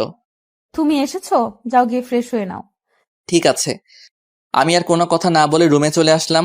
ওয়াশরুমে ঢুকে ফ্রেশ হয়ে বিছানায় শুয়ে মোবাইল টিপতে লাগলাম। কিছুক্ষণ পর প্রেমা রুমে আসলো, হাতে 2টা কফি নিয়ে। আমার পাশে বসে একটা কফি আমাকে দিল। আমি মোবাইল টিপতে আসছি আর কফি খাচ্ছি। তখন প্রেমা বলল, তুমি আমার উপরে রাগ করে আছো? না, আমি কারোর ওপর রাগ করে নেই। তাহলে তুমি আমার সাথে কথা বলছো না কেন? আমি তো ফারহানের সাথে কথা বলতে চাইনি। আমি এখন ও ব্যাপারে তোমার সাথে কথা বলছি। আমার এমনি ভালো লাগছে না। তোমার কি শরীর খারাপ? আমার কোলে মাথা দাও, আমি তোমার মাথায় হাত বুলিয়ে দিচ্ছি। না থাক, লাগবে না, এমনি ঠিক হয়ে যাবে। তোমার না লাগলেও আমার লাগবে। বলে আমার মাথাটা প্রেমার কোলে নিয়ে গেল। আমার মাথায় প্রেমা হাত বুলিয়ে দিচ্ছে। আমার কাছে অনেক ভালো লাগছে। পরের দিন সকালে সবাই মিলে নাস্তা করছি। হঠাৎ প্রেমা মাথা ঘুরে পড়ে গেল। আমি প্রেমাকে কোলে নিয়ে দ্রুত গাড়িতে শুয়ে দিয়ে হাসপাতালে নিয়ে আসলাম। আমার আব্বু আম্মু এসেছে। ডাক্তার প্রেমাকে কেবিনের ভিতরে নিয়ে গেল। শ্বশুর শাশুড়িকে ফোন দিয়ে হাসপাতালে আসতে বললাম। কিছুক্ষণ পর শ্বশুর শাশুড়ি হাসপাতালে চলে আসলো। রাসেল, প্রেমার কি হয়েছে? আব্বু, চিন্তা করবেন না, হঠাৎ মাথা ঘুরে পড়ে যায়। আমি ওকে দ্রুত হাসপাতালে নিয়ে আসি। ডাক্তার ভিতরে প্রেমাকে দেখছে, এখনো বাহিরে আসে নাই। কিছুক্ষণ পর একজন ডাক্তার বেরিয়ে আসলো। আমি ডাক্তারের কাছে গিয়ে বললাম, ডাক্তার, আমার প্রেমার কি হয়েছে? তখন ডাক্তার হাসতে হাসতে বলল, আরে চিন্তার কোনো কারণ নেই, আপনাদের জন্য একটা খুশি সংবাদ আছে। খুশির সংবাদ মানে? মানে হলো আপনি বাবা হতে চলেছেন, এখনই সবাইকে মিষ্টি খাওয়ান। ডাক্তার, আপনি সত্যি বলছেন আমি বাবা হতে চলেছি? তবে ওকে বাড়ি কাজ করতে দেওয়া যাবে না, এতে আপনার সন্তানের ক্ষতি হতে পারে। ঠিক আছে ডাক্তার, আমরা কি প্রেমার সাথে দেখা করতে পারি? অবশ্যই, আর আপনারা এখনই তাকে বাসায় নিয়ে যেতে পারেন। ধন্যবাদ ডাক্তার। ডাক্তার আর কোনো কথা না বলে চলে গেল। আমরা সবাই প্রেমার কেবিনে ঢুকলাম। সবাই অনেক খুশি। আব্বু আম্মু, দাদা দাদি হবে, শ্বশুর শাশুড়ি, নানা নানি হবে। আম্মু গিয়ে প্রেমার পাশে বসে বলল, এখন কেমন লাগছে মা? মাথাটা কেমন ঘুরছে। সমস্যা নেই, কিছুক্ষণ পর ঠিক হয়ে যাবে। আরো কিছুক্ষণ কথা বলে প্রেমাকে বাসায় নিয়ে আসলাম। শ্বশুর শাশুড়ি তাদের বাসায় চলে গেল। আমি প্রেমাকে বিছানায় শুয়ে কিছুক্ষণ রেস্ট নিতে বললাম। 2 দিন পর সবাই বসে রাতের খাবার খাচ্ছি। তখন প্রেমা বলল, আব্বু আম্মু, আমি কালকে থেকে অফিসে বসতে চাই। তুমি তো অসুস্থ, তুমি কিভাবে অফিসের কাজ করবে? আমি এখন সুস্থ আছি, আর হতে এখনো অনেক দেরি আছে। তুমি কি পারবে অফিসে কাজ করতে? আমি না পারলে তুমি তো আছো। ঠিক আছে মা, তুমি যা বলবে তাই হবে। আমিও আর কিছু বললাম না। খাবার খেয়ে নিজের রুমে চলে আসলাম। রুমে এসে বিছানায় শুয়ে মোবাইল টিপতে লাগলাম। কিছুক্ষণ পর প্রেমা রুমে আসলো। আমাকে পিছন থেকে জড়িয়ে ধরলো। আচ্ছা প্রেমা, তুই বাচ্চা না হওয়া পর্যন্ত বাসায় থাকলে কি হয়?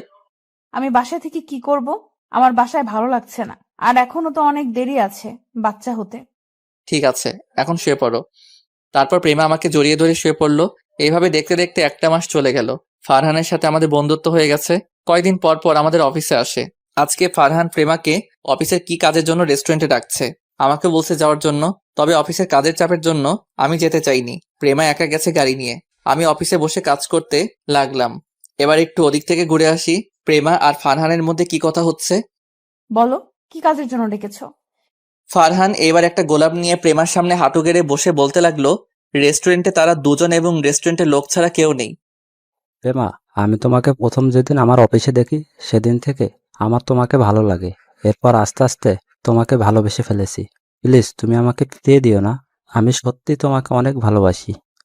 এটা তুমি কি বলছো? আমি তোমাকে বন্ধু ছাড়া অন্য কিছু কখনো ভাবিনি। আর তুমি জানো আমার স্বামী আছে, আমার পেটে রাসেলের সন্তান।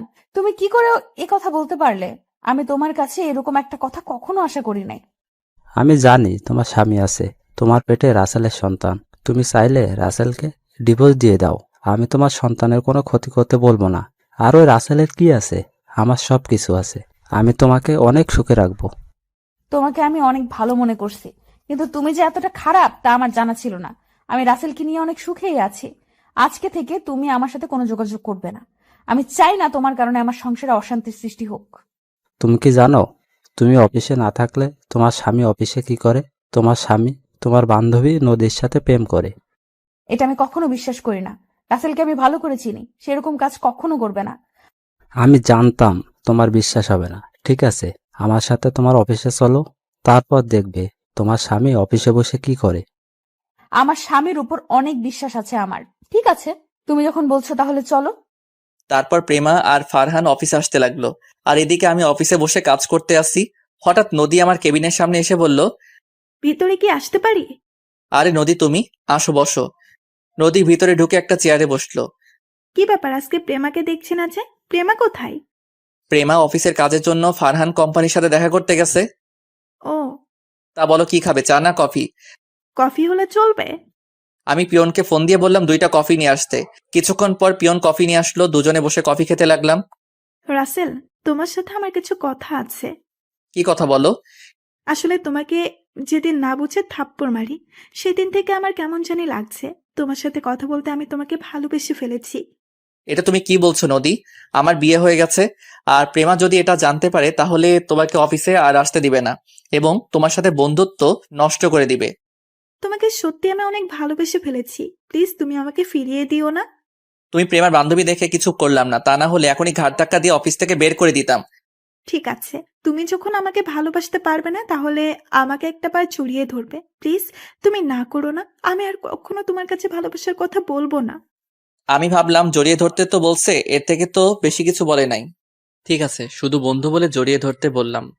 নদী চেয়ার থেকে উঠে আসলো, আমিও দাঁড়িয়ে গেলাম। আপনাদের একটা কথা বলে রাখি, নদীর কথাগুলো আমার কেমন খটকা লাগলো, তাই আমার মোবাইলের অডিও চালু করে রাখলাম। এতক্ষণ নদী আমার সাথে কি কথা বলছে সব মোবাইলে সেভ করে রাখলাম। নদী আমাকে জড়িয়ে ধরলো, হঠাৎ কেউ একজন হাততালি দিয়ে কেবিনের ভিতরে ঢুকলো। আমি নদীকে ছাড়িয়ে দেখি প্রেমা আর ফারহান আমাদের কেবিনে। প্রেমা, তুমি কখন আসলে? কেন? আমি আসাতে বুঝি তোদের সমস্যা হয়ে গেছে? প্রেমা, তুমি আমার কথাটা আগে শুনো। কি শুনবো তোর কথা? আমি তোকে অনেক বিশ্বাস করেছি, কিন্তু তুই শেষ পর্যন্ত আমাকে ধোকা দিলি কেন রে? আমি কি তোকে কম ভালোবাসা দিয়েছি তার জন্য তুই নদীর সাথে কেবিনে বসে রোম্যান্স করবি? প্রেমা, তুমি আমাকে ভুল ভাবছো, আমাদের মধ্যে কিছুই নেই। আগে আমার কথাটা শোনো। আমি তোর কোনো কথা শুনতে চাই না। তুই একটা ধোঁকাবাজ। তোকে ভালোবেসে বিয়ে করে আমি জীবনের বড় ভুল করেছি। আমি ধোঁকাবাজ না, আমি তোমাকে অনেক ভালোবাসি।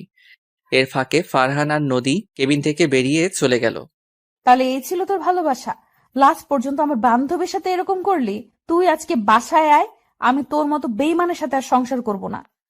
এই বলে প্রেমা কেবিন থেকে বেরিয়ে গেল, আমাকে সত্যটা বলার সুযোগ দিল না। আমি দাঁড়িয়ে না থেকে প্রেমার পিছনে কেবিন থেকে বেরিয়ে আসলাম। অফিস থেকে বেরিয়ে দেখি প্রেমা গাড়ি চলে গেছে। আমি ম্যানেজারের গাড়ি নিয়ে প্রেমার পিছনে যেতে লাগলাম। যেতে যেতে দেখি প্রেমা তাদের বাসায় আসলো। প্রেমা বাড়ির ভিতরে ঢুকে গেল, আমি তার পিছনে বাসার ভিতরে ঢুকলাম। আমার আগে প্রেমা ভিতরে ঢুকে গেল। আমি গাড়ি পার্কিং করে দরজার সামনে দাঁড়িয়ে কলিং বেল চাপ দিলাম। কিছুক্ষণ পর শ্বশুরবাড়ির কাজের লোক দরজা খুলে দিল। আমি ভিতরে ঢুকে দেখি শ্বশুর শাশুড়ি সোফায় বসে কফি খাচ্ছে আর গল্প করছে। আমাকে দেখে শ্বশুর বলল, আরে রাসেল, প্রেমার কি হয়েছে? দেখলাম কান্না করতে করতে রুমে চলে গেল। তোমার সাথে কিছু হয়েছে? আসলে আব্বু, আমাদের মাঝে একটু ভুল বোঝাবুঝি হয়েছে, প্রেমা সত্যটা না জেনে আমাকে ভুল বুঝছে। কি এমন হয়েছে তোমাদের মধ্যে যে প্রেমা তোমাকে ভুল বুঝলো? আমি শ্বশুর শাশুড়িকে অডিওটা শোনালাম। তখন শ্বশুর বলল, আমার মনে হয় নদী তোমাদের সংসার ভাঙতে চেয়েছে। নদী আমাদের সংসার কেন ভাঙবে? আচ্ছা, নদীর সাথে তোমাদের কিছু হয়েছে? একদিন নদীর সাথে আমি অফিসে ধাক্কা খাই। সেদিন নদী আমাকে না চিনে গায়ে হাত তোলে। তখন প্রেমা এটা শুনে নদীকে 2টা থাপ্পড় মারে। তাহলে এটা নদীর সাজানো নাটক, তার থাপ্পড়ের প্রতিশোধ নিতে এমনটা করেছে। আমার মনে হয় তাই হবে। আগে প্রেমার ভুলটা ভেঙে দেই, তা না হলে অন্য কিছু করে বসবে। ঠিক আছে, যাও। আমি আর কোনো কথা না বলে উপরে প্রেমার রুমের সামনে এসে বললাম, প্রেমা দরজা খুলো, তুমি একটাবার আমার কথাগুলো শোনো। প্রেমা রুমের ভিতর থেকে বলল, তুই এখানে কেন এসেছিস? তুই আমাদের বাসা থেকে বেরিয়ে যা। আমি তোর সাথে কথা বলতে চাই না। আমি তোমার সাথে 2টা মিনিট কথা বলবো, তারপর তুমি আমাকে যেটা খুশি করো। আমি তোমাকে বাধা দিব না, একটাবার তুমি দরজাটা খোলো। প্রেমা কি বুঝে দরজা খুলে দিল। আমি ভিতরে ঢুকে দেখি প্রেমা বিছানায় বসে কান্না করছে। আমাকে বলল, কেন এসেছিস এখানে? তুই তো নদীর কাছে যা। আমাকে ফারহান বলেছে সব, তুই নাকি খারাপ, কিন্তু আমার তোর প্রতি বিশ্বাস ছিল। তুই এমন কাজ করবি না, কিন্তু অফিসে এসে নিজের চোখে যেটা দেখলাম তারপর আমার সব কিছু এলোমেলো হয়ে যায়। আমার সাথে নদীর কোনো সম্পর্ক নেই। তুমি জানো নদী আজকে অফিসে এসে আমাকে কি বলেছে? কি বলেছে নদী? তাহলে শুনো। আমি মোবাইল থেকে অডিও চালু করে দিলাম। প্রেমা অডিওটা শুনে এমন কিছু করবে আমি তো পুরো অবাক হয়ে গেলাম। প্রেমা আমার পা ধরে বলতে লাগলো, রাসেল, আমার ভুল হয়ে গেছে, তুমি আমাকে ক্ষমা করে দাও। আমি বুঝতে পারি নাই নদী যে তোমাকে এমন কিছু বলবে। তুমি যদি একটাবার আমার কথাগুলো শুনতে তাহলে এমন কিছু হতো না। আমি বুঝতে পারি নাই তুমি যখন নদীকে জড়িয়ে ধরেছো তখন এটা দেখে আমার পুরো দুনিয়া অন্ধকার হয়ে গেছে। আমি মনে করছি তুমি আমাকে ধোকা দিয়েছো। আচ্ছা, এসব কথা বাদ দাও। তোমার সাথে ফারহান অফিসে আসলো কেন? আজকে ফারহান আমাকে অফিসের কাজের জন্য ডাকে নাই। ফারহান আমাকে প্রপোজ করেছে, সে নাকি আমাকে ভালোবাসে। আমি প্রেমার কথা শুনে মাথা পুরো গরম হয়ে গেল। ফারহানকে অনেক ভালো মনে করেছি, আর সে আমার স্ত্রীকে ভালোবাসার কথা বলে। তখন আমি বললাম, তখন তুমি ওকে কি বলেছ? আমি তাকে মানা করছি আর বলেছি আমার সামনে আর কখনো না আসতে। ও বলেছে তোমাকে ডিভোর্স দিয়ে দিতে, আমার পেটের সন্তান সে লালন পালন করবে। আমি ভাবতে পারিনি ফারহান তোমাকে কথা বলবে। আর ফারহান সহ অফিসে আসলে কেন? আমি ফারহানকে না করে দেওয়ার পর সে বলে তুমি নাকি নদীকে ভালোবাসো। আমি অফিসে না থাকলে নদীকে অফিসে ডেকে তুমি তার সাথে রোম্যান্স করো। তখন তুমি তার কথা বিশ্বাস করলে? আমি ওকে বলেছি তুমি এমন কাজ কখনো করতে পারো না। তখন সে আমাকে বলল তার সাথে নাকি অফিসে আসতে। আর তখন অফিসে আসার পর কি হলো তুমি তো সব জানো। আমার একটা জিনিস মাথায় আসছে না, যখন তুমি আমাকে ভুল বুঝে নানান কথা বলছো, তখন নদী আর ফারহান কোনো কথা না বলে অফিস থেকে বেরিয়ে গেল কেন? তারা ওই সময় কিছু বলে নাই কেন? আমার মনে হয় নদী আর ফারহানের মধ্যে কিছু একটা আছে। তা না হলে ওরা কিছু না বলে চলে গেল কেন? নদী আর ফারহান আমাদের সংসার ভাঙার জন্য মনে হয় এমন করছে। নদী মনে হয় আমাদের উপর প্রতিশোধ নিতে ফারহানের সাথে হাত মিলিয়েছে। আমারও তাই মনে হয়। এখন কি করে ওদের ধরা যায়? আমি আর তুমি যে মিলে গেছি এটা ওদের বুঝতে দেওয়া যাবে না। তুমি ফারহান আর নদীর সাথে আগের মতো কথা বলবে, তাদের কাছ থেকে সত্যি কথা বের করতে হবে। ঠিক আছে, তুমি যেভাবে বলবে আমি সেভাবেই কাজ করব। ওকে, এখন বাসায় চলো। আব্বু আম্মু আমাদের জন্য চিন্তা করবে। হঠাৎ শাশুড়ি আম্মা রুমে এসে বলল, আজকে আর বাসায় যাওয়া হচ্ছে না, কালকে যাবে। আজকে এখানে থেকে যাও। না আম্মু, শ্বশুর শাশুড়ি বাসায় একা, আমি থাকতে পারবো না। একদিনের জন্য কিছু হবে না, তাদের ফোন করে বলে দাও। ঠিক আছে আম্মু। ওনাদের সাথে কথা বলে দুজন ফ্রেশ হয়ে আসো, আমি টেবিলে খাবার দিচ্ছি। বলে শাশুড়ি আম্মা রুম থেকে বেরিয়ে গেল। আমি আর প্রেমা ফ্রেশ হয়ে সবার সাথে খাবার খেয়ে রুমে চলে আসলাম। প্রেমা বাসায় আব্বু আম্মুকে ফোন দিয়ে বলে দিছে আজকে আমরা আসবো না। রাতে প্রেমা আমাকে জড়িয়ে ধরে শুয়ে পড়ল। আপনারা কি ভাবছেন আমি এত সহজে প্রেমাকে ক্ষমা করে দিব? ভুল ভাবছেন। আমি তাকে কিছুদিন কষ্ট দিব। আমার কথা বিশ্বাস না করে আমাকে ধোঁকাবাজ বলেছে। আমি নাকি তার বিশ্বাস রাখতে পারি নাই, আমি একটা বেঈমান। তাকে বুঝিয়ে দিব নিজের আপন মানুষটি এমন কথা বললে কেমন লাগে। আমার কথা পর্যন্ত শুনে নাই, না শুনে আমাকে নানান কথা বলল। পরের দিন সকালে সবার সাথে নাস্তা করে আমি গাড়ি নিয়ে অফিসে চলে আসলাম। প্রেমা পরে আসবে। সবাই আমাকে দেখে অবাক, তারা হয়তো মনে করছে আমাকে অফিস থেকে বের করে দিবে। আসলে গতকাল প্রেমার কথা শুনে অফিসের সবাই দরজার সামনে দাঁড়িয়ে সবকিছু শুনছে। আমি নিজের কেবিনে বসে নদীকে ফোন দিলাম। কি ব্যাপার, তুমি আমাকে ফোন দিলে যে? আমাকে আর তোমাকে তো গতকাল প্রেমা ভুল বুঝছে। সে বলেছে আমাকে ডিভোর্স দিয়ে দিবে। এখন আমি কি করব বলো? তাহলে তুমি আমাকে বিয়ে করে নাও, আমি প্রেমার থেকে তোমাকে অনেক বেশি ভালোবাসা দিব। কিন্তু তোমার আব্বু আম্মু কি আমাকে মেনে নিবে? আমার যদি আগে একটা বিয়ের কথা শুনে। সেটা নিয়ে তোমাকে চিন্তা করতে হবে না, আমি সবকিছু মানিয়ে নিব। ঠিক আছে, তুমি সন্ধ্যায় আমার সাথে একটু কফি শপে দেখা করতে পারবে? ওকে, পারবো। তুমি অফিস থেকে বেরিয়ে এসে আমাকে ফোন দিও। ঠিক আছে, বাই। এই বলে ফোন কেটে দিলাম। তারপর নিজের কাজগুলো করতে লাগলাম। আর ওদিকে প্রেমা বাসা থেকে ফারহানকে কল দিল। তখন ফারহান ফোন রিসিভ করে বলল, আমি জানতাম তুমি আমাকে ফোন দিবে, তা বলো কেন ফোন দিয়েছো? তুমি কি সত্যি আমাকে বিয়ে করবে নাকি রাসেলের মতো আমাকে ধোকা দিবে? তুমি আমার উপর বিশ্বাস রাখতে পারো, আমি কখনো তোমাকে ধোকা দিব না। ঠিক আছে, আমি রাসেলকে ডিভোর্স দিয়ে তোমাকে বিয়ে করব, তবে এখন নয়, আমার সন্তান হওয়ার পর।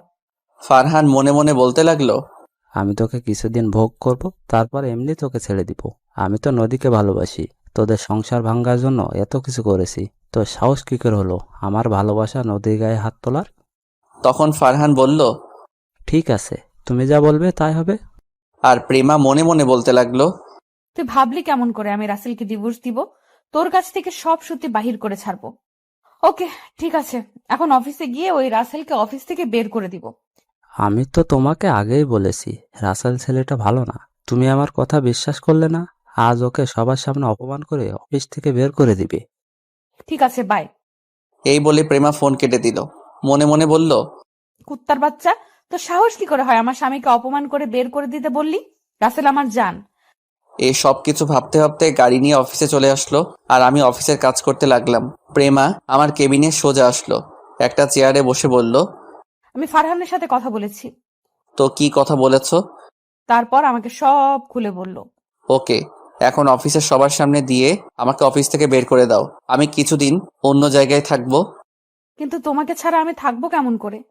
আরে আমাদের তো ফোনে কথা হবে। আর এই ফারহান আর নদীকে উচিত শিক্ষা না দিলে আমার মন কখনো শান্ত হবে না। আমি ওদের তিলে তিলে কষ্ট দিব। আমাদের সুখী সংসার ভাঙতে আসে। ঠিক আছে, এখন তুমি তৈরি হয়ে নাও। আমি প্রেমার কথা মতো নিজেকে ঠিক করে নিলাম। তারপর প্রেমা আমাকে কেবিন থেকে বের করে সবার সামনে বলল, তোকে অফিসে আসতে কে বলেছে? তোর মতো ছেলেকে আমি বিয়ে করে অনেক বড় ভুল করেছি। তুই এখনই অফিস থেকে বেরিয়ে যা। আমি সময় মতো তোর ডিভোর্স পেপার পাঠিয়ে দেব। প্রেমা, আমার ভুল হয়ে গেছে, আমাকে তুমি মাফ করে দাও। আর জীবনে এমন কাজ কখনো করব না। আমাকে আর একটা বার সুযোগ দাও। তোর মতো ছেলেকে বিশ্বাস করে আমি জীবনের বড় ভুল করেছি। আমি তোকে আর বিশ্বাস করি না। তুই এখনই বের হয়ে যা অফিস থেকে। ঠিক আছে, আমি চলে যাচ্ছি। তুমি ভালো থেকো। আমার থেকে ভালো ছেলে পেলে বিয়ে করে নিও। এ কথা বলে আমি অফিস থেকে বেরিয়ে গেলাম। আপনাদের মাথায় এখন কিছুই ঢুকবে না। গল্পের সাথে থাকুন, সব দেখতে পাবেন। আমাদের প্ল্যান কি করেছি, আমরা তাদের শাস্তি তো দিবই, আমরা আরো জিনিস তাদের সাথে করব। আমি অফিস থেকে বেরিয়ে একটা রিক্সা নিয়ে বাসায় চলে আসলাম। কলিং বেল চাপ দেওয়ার পর আম্মু এসে দরজা খুলে দিল। আমাকে দেখে বলল, কি রে রাসেল, তুই আজকে এত তাড়াতাড়ি অফিস থেকে চলে আসলি যে? প্রেমা কোথায়? আম্মু, আমি তোমাকে পরে সবকিছু খুলে বলবো। আমি আগে একটু রুমে গিয়ে ফ্রেশ হয়ে নিই। ঠিক আছে, যা। আমি আর কোনো কথা না বলে রুমে এসে ফ্রেশ হয়ে বিছানায় শুয়ে মোবাইলটা হাতে নিয়ে প্রেমাকে ফোন দিলাম। বলো। অফিসের লোকজন কিছু বলেছে? বলেছে। তারা বলল তোমার মতো ছেলেকে অফিস থেকে বের করে দিয়ে অনেক ভালো কাজ করেছি। এদের মতো ছেলেকে পুলিশে দেওয়া উচিত। তখন তুমি কি বলেছো? আমি ওদের বলেছি যার যার জায়গায় গিয়ে কাজ করতে। আমারটা আমি দেখে নেব। তুমি জানো ওদের কথা শুনে আমার অনেক খারাপ লাগছে। আমি কেবিনে এসে কান্না করে দিলাম। আরে এত কান্না করো কেন?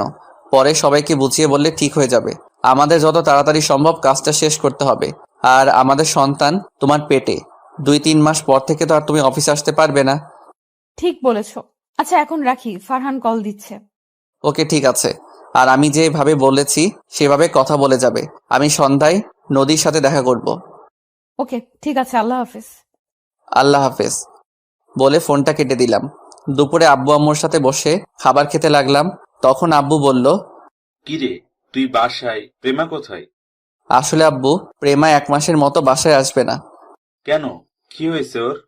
তারপর আব্বু আম্মুকে সবকিছু খুলে বললাম। তবে তুই সবসময় প্রেমাকে চোখে চোখে রাখবি।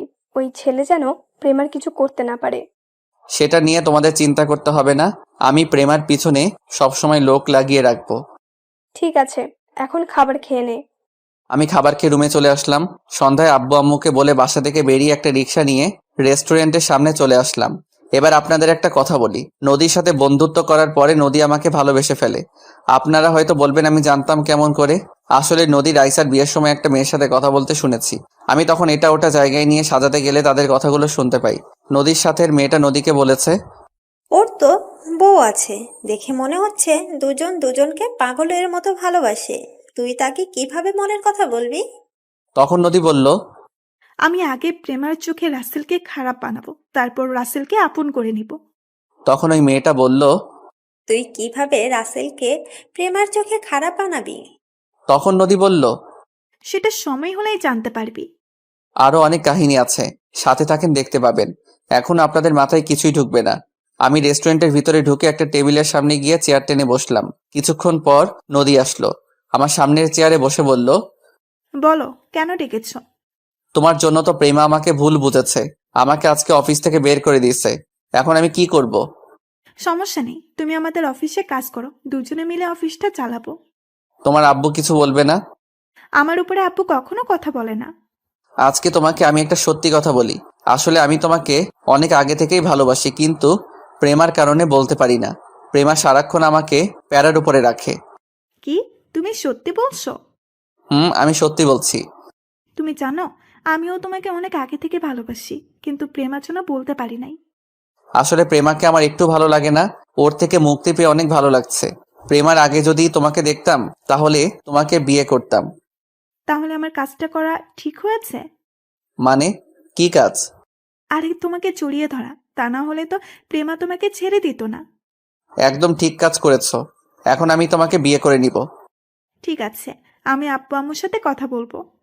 এখন বলো না, আগে তোমার অফিসে কাজ করি 1 মাসের মতো, তোমার বাবার মন জয় করি, তাহলে তোমার আব্বু বিয়েতে রাজি হবে। ঠিক বলছো, তুমি কালকে আমাদের অফিসে চলে এসো। আচ্ছা ঠিক আছে। তারপর আরো কিছুক্ষণ কথা বলে রেস্টুরেন্ট থেকে বেরিয়ে নদীকে বিদায় দিয়ে আমার এক বড় ভাইয়ের কাছে গেলাম। তিনি সবসময় ভালো কাজ করে। আরে রাসেল, তুমি হঠাৎ আমার এখানে? ভাইয়া, আমার কয়েকজন লোক লাগবে আমার স্ত্রীকে চোখে চোখে রাখার জন্য। কেন, তোমার পেছনে কেউ লাগছে? আমাকে শুধু একবার বলো, একবারে উচিত শিক্ষা দিয়ে দেবো। আসলে ভাইয়া তেমন কিছু না। তারপর ভাইয়াকে সবকিছু খুলে বললাম। সমস্যা নেই, আমার লোক সবসময় তোমার বউয়ের পিছনে পিছনে থাকবে। ভাইয়া তোমাকে কত দিতে হবে? একটা থাপ্পড় দিব। তুই ভাবলি কি করে আমি তোর কাছে টাকা নিব? তুই না থাকলে আমি এতক্ষণ ওপরে থাকতাম। ঠিক আছে ভাইয়া, আমি ঠিকানা দিয়ে যাচ্ছি, সকালে বলবেন এই বাসার সামনে চলে যেতে। আমার বউ লোক দেখে চিনে ফেলবে, কিন্তু ফারহান যেন বুঝতে না পারে। সমস্যা নেই, তুই এখন বাসায় চলে যা, সকালে আমার লোক তোর বউয়ের বাসার সামনে চলে যাবে। ধন্যবাদ ভাইয়া, আমি এখন আসি। এই বলে ভাইয়ার ওখান থেকে চলে আসলাম। আসলে আমি একদিন অফিস থেকে আসার সময় রাস্তায় দেখি ভাইয়াকে কিছু ছেলে মারতে আসছে, তখন আমি ওখানে ছুটে গেলাম। আমি ওদের সবাইকে মারতে লাগলাম। ছেলেগুলো মার খেয়ে দৌড় দিয়ে পালালো। সেই থেকে ভাইয়ার সাথে পরিচয়। রাতে সবার সাথে খাবার খেয়ে রুমে এসে বিছানায় শুয়ে মোবাইল হাতে নিয়ে দেখি প্রেমা অনেকগুলো ফোন দিচ্ছে, তাই ফোন ব্যাক করলাম। বলো, এত ফোন দিছো কেন? তুমি এতক্ষণ কোথায় ছিলে? আমি কতগুলো ফোন দিছি। আসলে আমি খাবার খাচ্ছিলাম, মোবাইল রুমে ছিল। ও, তা এখন কি করো? এই তো রুমে এসে বিছানায় শুয়ে তোমার সাথে কথা বলছি। তুমি কি করো? খাবার খেয়ে রুমে এসে তোমাকে ফোন দিচ্ছি, কিন্তু তুমি ফোন রিসিভ করো নাই। আমার একা একা ঘুমাতে ভালো লাগছে না, তুমি একটু আসবে? এখন তোমার বাসায় গেলে তোমার আব্বু আম্মু কি বলবে? আরে আব্বু আম্মু তো ঘুমিয়ে গেছে মনে হয়। তুমি প্লিজ আসো, তোমাকে ছাড়া আমার ঘুম আসছে না। ঠিক আছে, আসছি বলে ফোন কেটে দিলাম। আমি বিছানা থেকে নেমে একটা জামা গায়ে দিয়ে বাইকটা নিয়ে শ্বশুর বাড়িতে চলে আসলাম। দারোয়ান আমাকে দেখে বলল, আরে রাসেল বাবা, তুমি এত রাতে আসলে যে? আসলে চাচা, প্রেমার সাথে দেখা করতে এসেছি, ওকে না দেখে থাকতে পারি না। ঠিক আছে, যাও। তবে চাচা, শ্বশুর শাশুড়ি যেন এটা কখনো জানতে না পারে। সমস্যা নেই, কেউ জানবে না। ধন্যবাদ চাচা, আর এই 1000 টাকা রাখুন। লাগবে না বাবা, এমনি তুমি আমাকে অনেক টাকা দিয়েছো। আরে রাখুন চাচা, মনে করেন আপনার ছেলে দিয়েছে। চাচা টাকাটা রাখলো। তারপর আমি দরজার সামনে এসে প্রেমাকে ফোন দিয়ে বললাম দরজা খোলার জন্য। কিছুক্ষণ পর প্রেমা এসে দরজা খুলে দিল। আমার হাত ধরে ভিতরে ঢুকিয়ে দরজা লাগিয়ে রুমে নিয়ে আসলো। তারপর এমন কিছু করবে সেটা আমি কখনো ভাবিনি। প্রেমা আমাকে রুমে ঢুকিয়ে জড়িয়ে ধরে ঠোঁটের সাথে ঠোঁট লাগিয়ে দিল। দুজন দুজনকে জড়িয়ে ধরে কিস করতে লাগলাম। প্রায় 5 মিনিট পর ছেড়ে দিলাম। তোমাকে ছাড়া ঘুম আসছে না, এখন আমাকে জড়িয়ে ধরে শুয়ে পড়ো। আরে, তোমার আব্বু আম্মু আমাকে দেখলে কি বলবে? সমস্যা নেই, আমি তোমাকে সকাল ভোরে ঘুম থেকে জাগিয়ে দেব। ঠিক আছে, এখন বলো, ফারহানের সাথে আর কথা হয়েছে? হয়েছে। আমি অফিস থেকে ওকে ফোন দিয়ে বলেছি তোমাকে অফিস থেকে বের করে দিছি, কয়েকদিন পর ডিভোর্স পেপার পাঠিয়ে দিব। তখন ফারহান কি বলল? সে বলেছে আমি অনেক ভালো করেছি তোমাকে বের করে দিয়ে, এখন আমাকে বিয়ে করে নতুন করে সংসার শুরু করবে। ওকে ভালো করে বিয়ে করাবো। ওকে উচিত শিক্ষা না দেওয়া পর্যন্ত আমার মন শান্তি হবে না। নদীর সাথে তোমার কি কথা হয়েছে? হুম, তারপর সবকিছু খুলে বললাম। তাহলে তো ভালোই, তুমি যদি গতকাল রাতে আমাকে ওই কথাগুলো না বলতে, তাহলে আমি এসব ব্যাপার জানতাম না। ফারহান ছেলেটাকে অনেক ভালো মনে করছি। হুম, আর তোমাকে কালকে থেকে কিছু লোক ফলো করবে তোমার নিরাপত্তার জন্য। ফারহান যাতে কিছুই বুঝতে না পারে, ওকে তোমার শরীরে টাচ করতে দিবে না কখনো। আমি ভুলেও ওকে আমার হাত ধরতে দিব না, আমি বলবো যে যা হবে বিয়ের পর। ঠিক আছে, এখন ঘুমিয়ে পড়ো। তারপর প্রেমা আমাকে জড়িয়ে ধরে শুয়ে পড়ল। দেখতে দেখতে 10টা দিন চলে গেল। এখন আমি নদীদের অফিসে কাজ করি। নদীর আব্বু আমার কাজ দেখে অনেক খুশি হয়েছে আর আমার বিয়ের কথা জেনে গেছে। আমি বলছি আরো কিছুদিন পরে ডিভোর্স দিয়ে দিব প্রেমাকে। তিনি মেয়ের সুখের কথা ভেবে রাজি হয়ে গেল। নদী আমাকে জড়িয়ে ধরতে আসলে আমি তাকে বলি বিয়ের পর সবকিছু করতে, তাই নদী আর জোর করে না। আর ওদিকে প্রেমা ফারহানের সাথে আমার কথা মতো কাজ করে যাচ্ছে। লোকগুলো সবসময় প্রেমার আশেপাশে থাকে। প্রেমার সাথে প্রতিদিন রাতে ফোনে কথা হয়। দেখতে দেখতে আরো 1টা মাস চলে গেছে। আমাদের কাজ সব হাতের মুঠোয় নিয়ে আসছি। সবকিছু কিছুক্ষণ পর জানতে পারবেন। হঠাৎ নদী আমার কেবিনে আসলো, একটা চেয়ারে বসে বলল, আমার জানটা কি করে? দেখতেই তো পারছো কাজ করছি। তুমি আমার সাথে এভাবে কথা বলছো কেন? আমি আবার কিভাবে কথা বললাম? তুমি তো দেখতেই পারছো কাজ করছি। ঠিক আছে, তুমি কাজ করো, আমি আমার কেবিনে গেলাম। আরে রাগ করছো কেন? আমি একটা জায়গায় মিলাতে পারছি না, তাই মাথা গরম ছিল। এখন মিলাতে পারছি, প্লিজ তুমি রাগ করো না। তুমি রাগ করলে পেতনির মতো লাগে। নদী আমার কথা শুনে বলল, কি, আমাকে পেতনির মতো লাগে? আজকে তোমাকে মেরেই ফেলবো। সরি সরি, আর বলবো না। এখন এখানে তোমার একটা সাইন করে দাও। দাও, দিচ্ছি। ফাইলটা একটু দেখে সাইন করো। দেখা লাগবে না। আমি মনে মনে বললাম, নদী তুমি জীবনের ভুলটা আজকে করলে, ফাইলটা একটু দেখলে না? নদী সাইন করে কিছুক্ষণ আমার সাথে দুষ্টামি করে নিজের কেবিনে চলে গেল। আর ওদিকে প্রেমা আর ফারহান রেস্টুরেন্টে বসে কথা বলছে। চলুন দেখি তারা কি কথা বলছে। প্রেমা, চলো আমরা দুজনে বিয়ে করে ফেলি। আমি তোমাকে ছাড়া থাকতে পারছি না। ঠিক আছে, কালকে কাজে অফিসে বিয়েটা সেরে নিব। তবে বাচ্চা হওয়ার আগে আমাদের মাঝে কিছুই হবে না। ঠিক আছে, তুমি যা বলবে তাই হবে। ফারহান মনে মনে বলতে লাগলো, আগে বিয়েটা হয়ে যাক, তারপর তোমাকে জোর করে ভোগ করব। ওকে, আজকে আমি বাসায় যাই, কালকে কাজে অফিসে চলে আসবে, বিকেল 5টায় আসবে, আমি তোমার জন্য অপেক্ষা করব। আচ্ছা ঠিক আছে। প্রেমা রেস্টুরেন্ট থেকে বেরিয়ে গাড়ি নিয়ে সোজা বাসায় চলে আসলো। রাতে প্রেমা আমাকে ফোন দিল। কেমন আছো, কি করো? আমি ভালো থাকি কি করে তোমাকে ছাড়া? আর 2-3টা দিন ধৈর্য ধরো, তারপর আবার আগের মতো থাকতে পারবে। আজকে আমি ফারহানকে বিয়ের কথা বলার আগে ফারহান নিজেই বলল আমি তাকে কালকে কাজে অফিসে আসতে বলেছি। ওকে, সমস্যা নেই, আমি কাজীর সাথে কথা বলে সবকিছু ঠিক রাখতে বলছি। ঠিক আছে, এখন বলো ওদের কি খবর? আজকে আমার কাজ শেষ হয়েছে, নদীর থেকে সাইন নিয়ে নিছি। এখন শুধু তোমারটার অপেক্ষা, ওটা হাতে আসলে আমাদের কাজ শুরু হয়ে যাবে। আমার না ভয় হচ্ছে যদি উল্টাপাল্টা কিছু হয়ে যায়। আরে কিছুই হবে না, আমি আছি তো তোমার পাশে। আচ্ছা, কালকে কথা বলবো, ফারহান ফোন দিচ্ছে। ঠিক আছে ভাই। এই বলে আমি ফোন কেটে দিলাম। আর ওইদিকে প্রেমা ফারহানের ফোন রিসিভ করার পর ফারহান বলল, কি ব্যাপার, তুমি কার সাথে কথা বলছিলে? আরে আমার অফিসের ম্যানেজার আঙ্কেল ফোন দিছে, অফিসের কাজের ব্যাপারে কথা বলছি।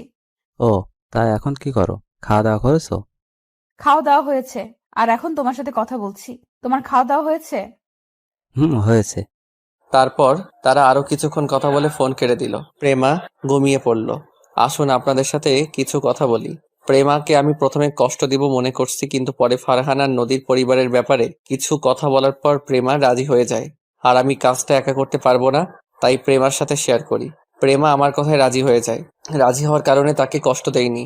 পরে আমরা একটা প্ল্যান করি। কি প্ল্যান করছি তা 2 দিন পর জানতে পারবেন।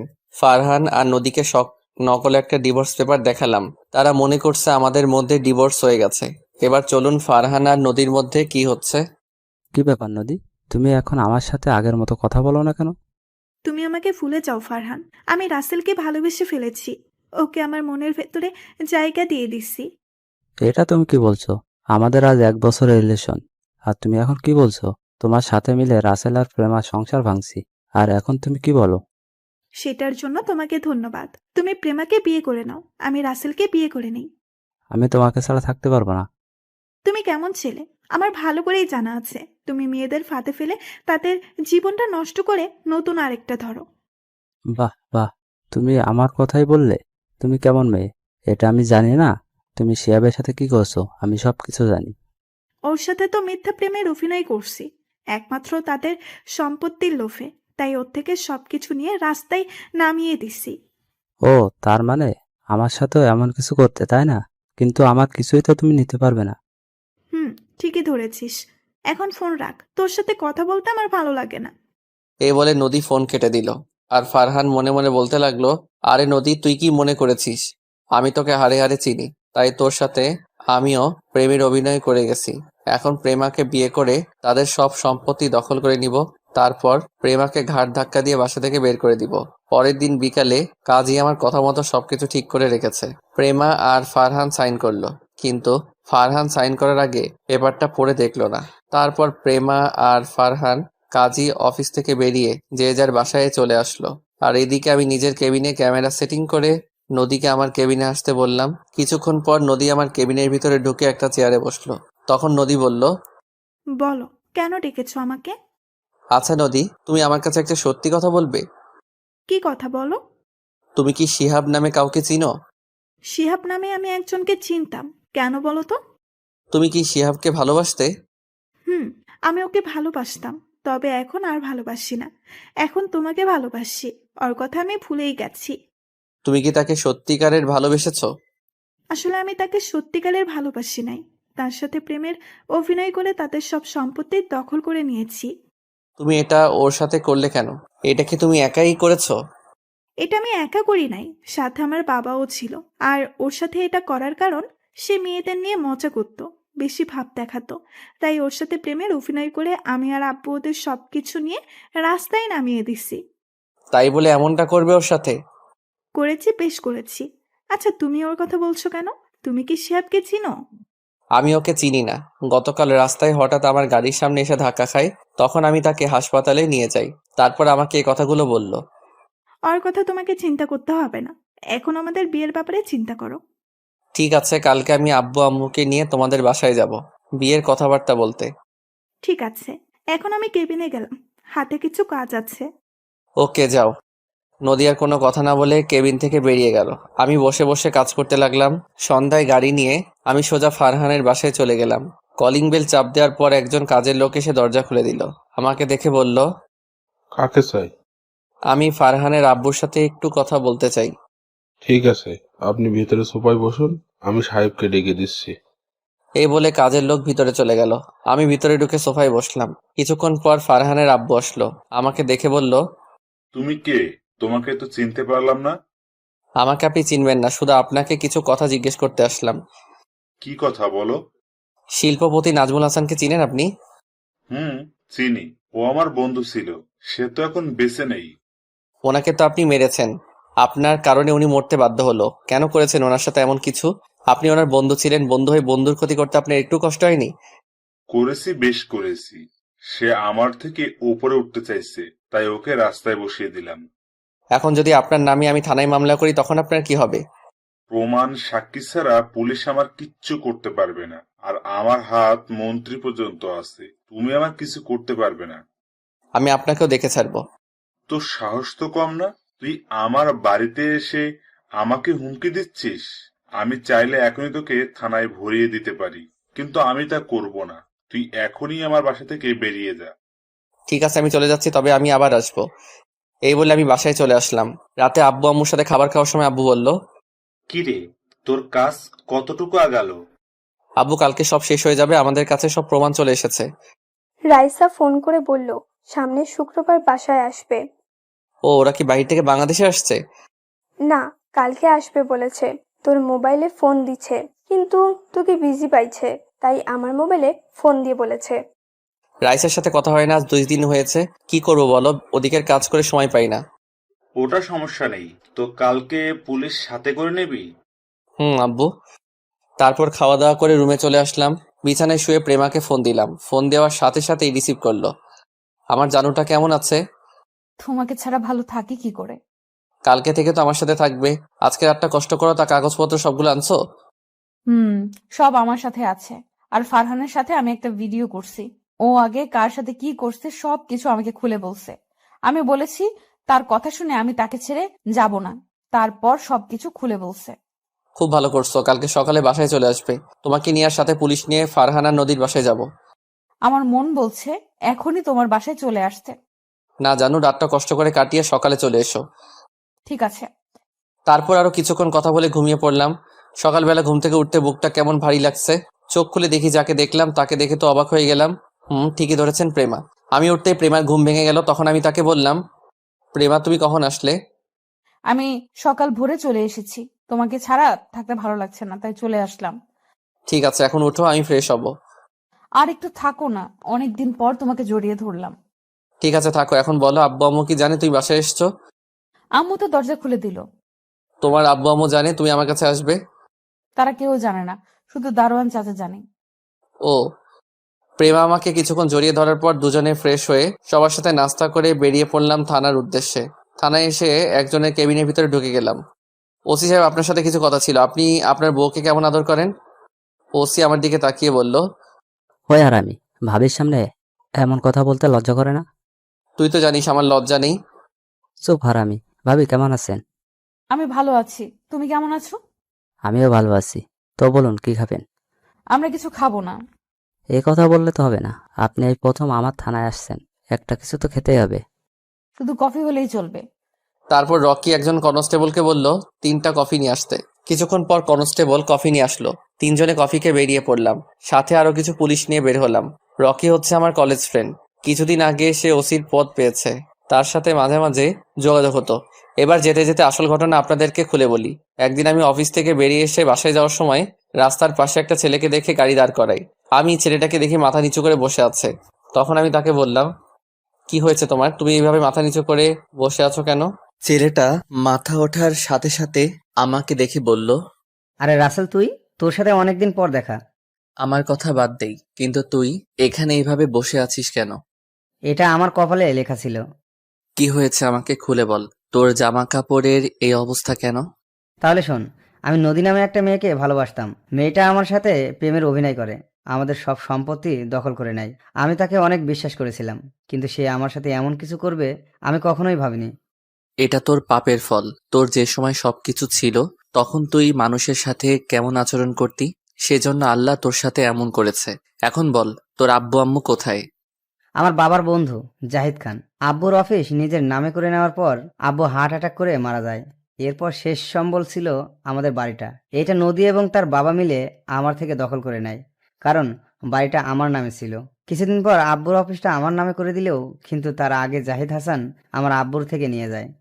সবকিছু হারিয়ে এখন কি করছিস? একটা ছোট বাসা ভাড়া নিয়ে আম্মু আর আমি থাকতাম। তারপর একটা অফিসে চাকরি নিই, কিন্তু সেই জায়গায় নদী আমার নামে নানান কথা বলে বসের কাছে। তারপর আমাকে অফিস থেকে বের করে দেয়। চাকরির জন্য অনেক জায়গায় ঘুরছি, কিন্তু কোথাও চাকরি পাইনি। নিজেকে শেষ করে দিতে চেয়েছি, কিন্তু আম্মুর কথা চিন্তা করে পারলাম না। পরে এই রাস্তায় কাগজ বোতল এগুলো টোকাই বিক্রি করে কোনো রকম চলি। এখন আম্মু অনেক অসুস্থ, ডাক্তার বলেছে আম্মু চিকিৎসা করাতে অনেক টাকার প্রয়োজন, কিন্তু আমি টাকা কোথা থেকে ব্যবস্থা করব? তাই এখানে বসে চিন্তা করতে লাগলাম।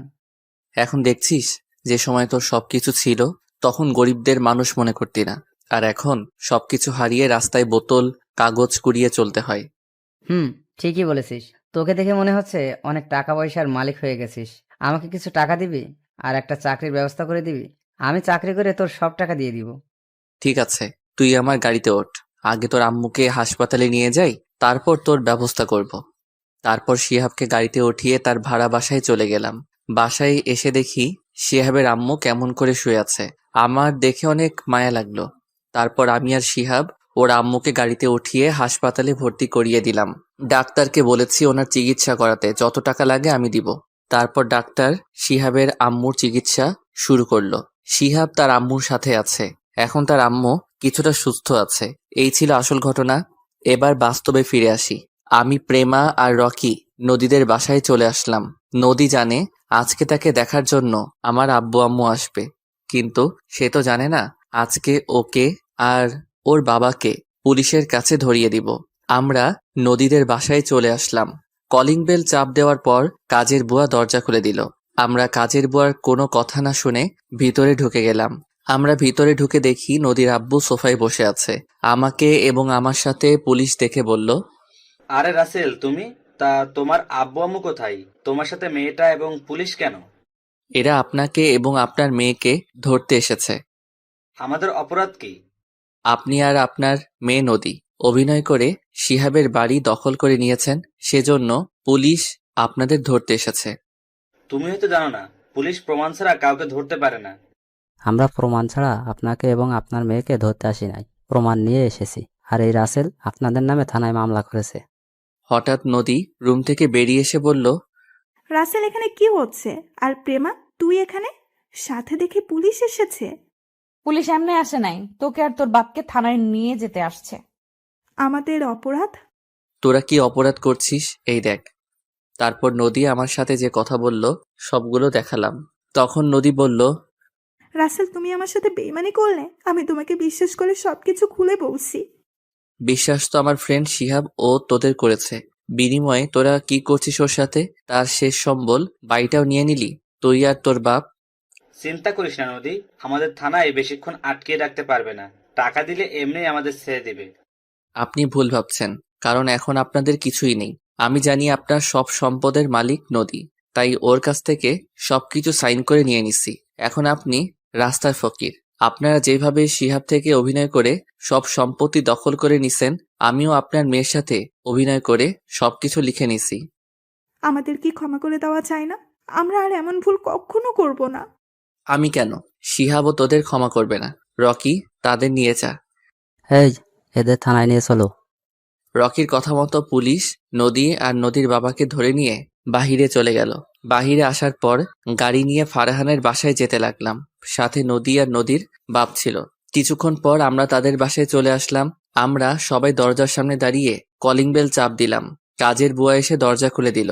এখানেও কোনো কথা না বলে ভিতরে ঢুকে গেলাম। ভিতরে ঢুকে দেখি বাপ ছেলে সোফায় বসে কফি খাচ্ছে আর গল্প করছে। আমাদের দেখে ফারহান বলল, আরে প্রেমা, তুমি হঠাৎ আমার বাসায়? আবার সাথে দেখি রাসেল এবং পুলিশ, মানে কি? সেটা কিছুক্ষণ পর বুঝতে পারবি। তুই আবার এসেছিস আমার বাসায়, সাথে পুলিশ নিয়ে এসেছিস। তুই জানিস আমি একটা ফোন দিলে তোর সাথে পুলিশ ভয়ে বেরিয়ে যাবে। তাই নাকি মিস্টার জাহিদ হাসান? তো দেখি আপনি কাকে ফোন দিবেন। আমি এখান থেকে এক পাও লড়বো না। ফারহানের আব্বু মোবাইল নিয়ে কাকে যেন ফোন দিল। তখন তার সাথে কথা বলে রকির কাছে ফোন দিল। নেই, কথা বল। হ্যালো, কে বলছেন? আমি বর্তমান মন্ত্রী বলছি। যদি চাকরি হারাতে না চাও তাহলে এখনই হাসান সাহেবের বাসা থেকে বেরিয়ে যাও। তোমাকে আমি গুলি করে মারবো। আমাকে তুমি চাকরির ভয় দেখাচ্ছ? আরে রকি, তুই তা বাবা জাহিদকে কেন ধরতে গেলি? তারপর সবকিছু খুলে বলল। বাবা আমি এসব জানতাম না, তুই ওকে ধরে থানায় নিয়ে আয়, পরেরটা আমি দেখছি। ঠিক আছে আব্বু। এই বলে ফোন কেটে দিল। তখন ফারহানের আব্বু রকিকে বলল, তুই মন্ত্রীকে আব্বু বললি কেন? আমার আব্বুকে আব্বু বলবো না তো কি বলবো? মানে? কারণ তোর মন্ত্রী বন্ধু হচ্ছে আমার জন্মদাতা আব্বু। আমার ছোট থেকে শখ বড় হয়ে আমি পুলিশ অফিসার হব। আব্বু চাইলে আমাকে অফিসার বানিয়ে দিতে পারতো তার ক্ষমতা দিয়ে, কিন্তু আমি ক্ষমতা দিয়ে অফিসার হতে চাই না, নিজের যোগ্যতা অর্জন করে হব। এখন বর্তমানে ওসি হয়েছি। আমি তো কিছুই বুঝতে পারছি না, আমাদের কেন ধরতে আসলো? তুই মেয়েদের সাথে প্রেমের অভিনয় করে তাদের দেহ ভোগ করে ছেড়ে দিস, এটা হয়েছে তোর অপরাধ। আর তোর বাবার অপরাধ বন্ধুর সাথে বেইমানি করে তার কোম্পানি নিজের করে নেয়া। তাই তোদের পুলিশ ধরে নিয়ে যেতে এসেছে। এখন হয়তো টাকার বড়াই দেখাবি, কিন্তু সেটাও এখন তোদের নেই, কারণ তোদের এখন সবকিছু আমাদের হাতে। আমি বলছি যখন তোকে কাজে সাইন করতে বলছে তখন তোদের সব সম্পত্তির দলিল ছিল ওটা, আর তুই না বুঝে সাইন করে দিছিস। আর আমার আর রাসেলের ডিভোর্স হয়নি, তোকে নকল পেপার দিয়েছি। এখন তোরা রাস্তার ফকির। তা জাহিদ হাসান, এখন আপনার টাকা ক্ষমতা গেল কোথায়? আপনি যে রকম বন্ধুর সাথে বেইমানি করছেন, তেমন আমার স্ত্রী আপনার ছেলের সাথে প্রেম এবং বিয়ের অভিনয় করে সবকিছু নিয়ে নিচ্ছে। আমরা জানি আপনার সয় সম্পদ আপনার ছেলের নামে। আচ্ছা, তুই যে আমাদের নামে এত কিছু বলছিস, তোর কাছে কি প্রমাণ আছে? তারপর ফারহানের আব্বুর ভিডিও এবং ফারহানের সাথে প্রেমার কথা বলার ভিডিও দেখালাম। রকি সবাইকে থানায় নিয়ে গেল। আমি আর প্রেমা বাসায় চলে আসলাম। আজ 5 দিন পর ফারহানকে 10 বছরের কারাদণ্ড দেওয়া হয়েছে। তার আব্বু আম্মুকে যাবজ্জীবন কারাদণ্ড দেওয়া হয়েছে। আর নদী এবং তার আব্বু আম্মুকে 20 বছরের কারাদণ্ড দেওয়া হয়েছে। এখন আমি আর প্রেমা হাসপাতালে যাচ্ছি। শিহাবের আম্মু এখন পুরোপুরি সুস্থ আছে। আজকে তাদের রিলিজ দিবে। হাসপাতালে গিয়ে শিহাব আর ওর আম্মুকে বাহিরে এনে গাড়িতে করে তাদের বাসার সামনে চলে আসলাম। সবাই গাড়ি থেকে নামার পর শিহাব বলল, রাসেল, তুই আমাদের এখানে এসেছিস কেন? এই বাসা তো নদী এবং তার আব্বু আমার থেকে নিয়ে গেছে। আগে তাদের ছিল, এখন তোদের হয়ে গেছে। মানে? মানে হলো, শিহাব কোনো কথা না বলে আমাকে জড়িয়ে ধরে কান্না করে দিল। তখন আমি বললাম, এই পাগল, কান্না করছিস কেন? তুই আমাদের জন্য এত কিছু করছিস, আমাদের বাড়ি ফিরিয়ে দিয়েছিস। শুধু বাড়ি না, তোদের কোম্পানিও আমি ফিরে এনেছি। এই হচ্ছে তোদের সম্পত্তির দলিল। বাবা, তুমি আমাদের জন্য যা করেছো, আমরা কখনো তোমার ঋণ শোধ করতে পারবো না। এখানে কিন্তু আমিও আছি। তুমি তো আমার কথা মতো সবকিছু করেছো। করেছি, তুমি তো করো নাই। ঠিক আছে, আমরা দুজনে করছি। তো যাওয়ার আগে শিহাব তোকে একটা কথা বলে যাই, কখনো গরিব দুঃখীদের অবহেলা করবি না, তাদের পাশে সবসময় দাঁড়াবি। তুই তো দেখছিস গরিব হলে কেমন কষ্ট, তাই এগুলো মাথায় নিয়ে সামনে এগিয়ে যাবি। আমি তোর কথা অক্ষরে অক্ষরে পালন করব। তারপর শিহাব আর তার আম্মুকে ভিতরে নিয়ে গেলাম। পরের দিন অফিসের সবকিছু বুঝিয়ে দিলাম। দেখতে দেখতে সেই দিনটা চলে আসলো। মানে প্রেমাকে হাসপাতালে নিয়ে আসা হলো। আজকে সকালে হঠাৎ প্রেমার ব্যথা উঠে। তারপর প্রেমাকে হাসপাতালে নিয়ে আসি। ডাক্তার অপারেশন রুমে আছে। প্রায় 1 ঘন্টা পর ডাক্তার বেরিয়ে আসলো। আমরা সবাই ডাক্তারের কাছে গেলাম। ডাক্তার, আমার স্ত্রীর কি অবস্থা? ভয়ের কোনো কারণ নেই। আপনার স্ত্রীর মেয়ে হয়েছে, আপনি বাবা হয়েছেন। সবাইকে মিষ্টি খাওয়ান। সত্যি বলছেন ডাক্তার? সত্যি। আমরা কি তার সাথে দেখা করতে পারি? অবশ্যই পারবেন। এ কথা বলে ডাক্তার চলে গেল। আমরা সবাই কেবিনের ভিতরে ঢুকলাম। আব্বু আম্মু শ্বশুর শাশুড়ি আমার মেয়েকে কোলে নিয়ে আদর করতে আসে। সবাই বলছে মেয়েটা আমার মতো হয়েছে। আব্বু আম্মু শ্বশুর শাশুড়ি কিছুক্ষণ থেকে কেবিন থেকে বেরিয়ে গেল। আমি আমার মেয়েকে কোলে নিয়ে প্রেমার পাশে বসলাম। তখন প্রেমা বলল, মেয়ে হওয়াতে তুমি খুশি না? কে বলছে আমি খুশি না? আমি অনেক খুশি হয়েছি। কিন্তু আমি খুশি হতে পারি নাই। কেন? আমি ভেবেছি তোমার মতো একটা ছেলে হবে, কিন্তু হয়েছে মেয়ে। তো কি হয়েছে? মেয়ে হচ্ছে ঘরের লক্ষ্মী। তা ঠিক আছে, কিন্তু এখন তো আমার আদর কমে যাবে। তুমি এখন তোমার মেয়েকে সবসময় আদর করবে। কে বলছে আমার আদর সবসময় তুমি পাবে? তাহলে আমাকে এখন জড়িয়ে ধরো, জড়িয়ে ধরে একটা কিস করো। ঠিক আছে, করছি। আমি মেয়েটাকে রেখে প্রেমার ঠোঁটের সাথে ঠোঁট লাগিয়ে দিলাম, তারপর দুজন দুজনকে জড়িয়ে ধরলাম। দেখতে দেখতে আজ 5টা বছর কেটে গেল। আমি এখন অফিস দেখাশোনা করি, প্রেমা বাসায় আব্বু আম্মু এবং আমার মেয়ে তিথির খেয়াল রাখে। সবাইকে নিয়ে অনেক সুখেই আছি। শিহাব এর ফাঁকে বিয়ে করছে, তার একটা ছেলে আছে। রিয়া আর রাফির বিয়ে হয়ে গেছে। রিয়ার যমজ 2টা মেয়ে হয়েছে, আর রাইসার একটা ছেলের সন্তান হয়েছে। আমার বোন স্বামী এবং ছেলের সন্তান নিয়ে অনেক সুখে আছে। রাইসা কিছুদিন আগে আমাদের বাসা থেকে বেরিয়ে গেল। এবার আসি রকির কথায়। আমি, রাফি, শিহাব এবং রকি আমরা সবাই একসাথে পড়াশোনা করছি। রকি ছেলেটা অনেক ভালো। তার বাপ মন্ত্রী থাকার পরেও কোনো অহংকার নেই তার ভিতর। সে কেমন গল্পের ভিতরে দেখেছেন। রকি এখন একজন পুলিশ অফিসার। রকি চাইলে আরো ওপরের লেভেলে যেতে পারত, কিন্তু সে টাকা আর বাবার ক্ষমতা দিয়ে ওপরে উঠতে চায় না। কিছুদিন আগে রকির বিয়ে হয়েছে, আমরা সবাই তার বিয়েতে গেছি। তো যাই হোক, রাতে সবার সাথে খাবার খেয়ে রুমে আসলাম। কিছুক্ষণ পর প্রেমা রুমে এসে দরজা লাগিয়ে বিছানায় এসে আমাকে জড়িয়ে ধরলো। কি ব্যাপার, তিথি কোথায়? ওকে ওর দাদা দাদির কাছে রেখে এসেছি। ওর দাদা দাদির কাছে রেখে আসলে কেন? কারণ আজকে তুমি আমাকে অনেক আদর করবে। ওর জন্য তোমাকে একটু আদর করতে পারি না। আমি আরেকটা ছেলে চাই। ও মা, তাই নাকি? আরেকটা লালন পালন করতে পারবে? অবশ্যই পারবো। তুমি আমাকে তিথির একটা ভাই এনে দাও। আমাকে তো অনেক পরিশ্রম করতে হবে। করতে হলে করবে, এখন কথা না বলে আমাকে আদর করো। আমি তোমার মাঝে হারিয়ে যেতে চাই। তাহলে আর দেরি কিসের? আমি তাহলে শুরু করে দেই। এই বলে প্রেমাকে জড়িয়ে ধরে ঠোঁটের উপর আক্রমণ করা শুরু করলাম। তারপর প্রেমার পুরো শরীরে কিস করতে লাগলাম। আস্তে আস্তে হারিয়ে গেলাম অজানা ঠিকানায়। হয়েছে, অনেক দেখছেন, এবার আপনারা আসতে পারেন। সবাই আমাদের জন্য দোয়া করবেন। ধন্যবাদ সবাইকে। প্রতিদিন ভালোবাসার নতুন নতুন গল্প পেতে চ্যানেলটি সাবস্ক্রাইব করে পাশে থাকা বেল বাটনে ক্লিক করুন।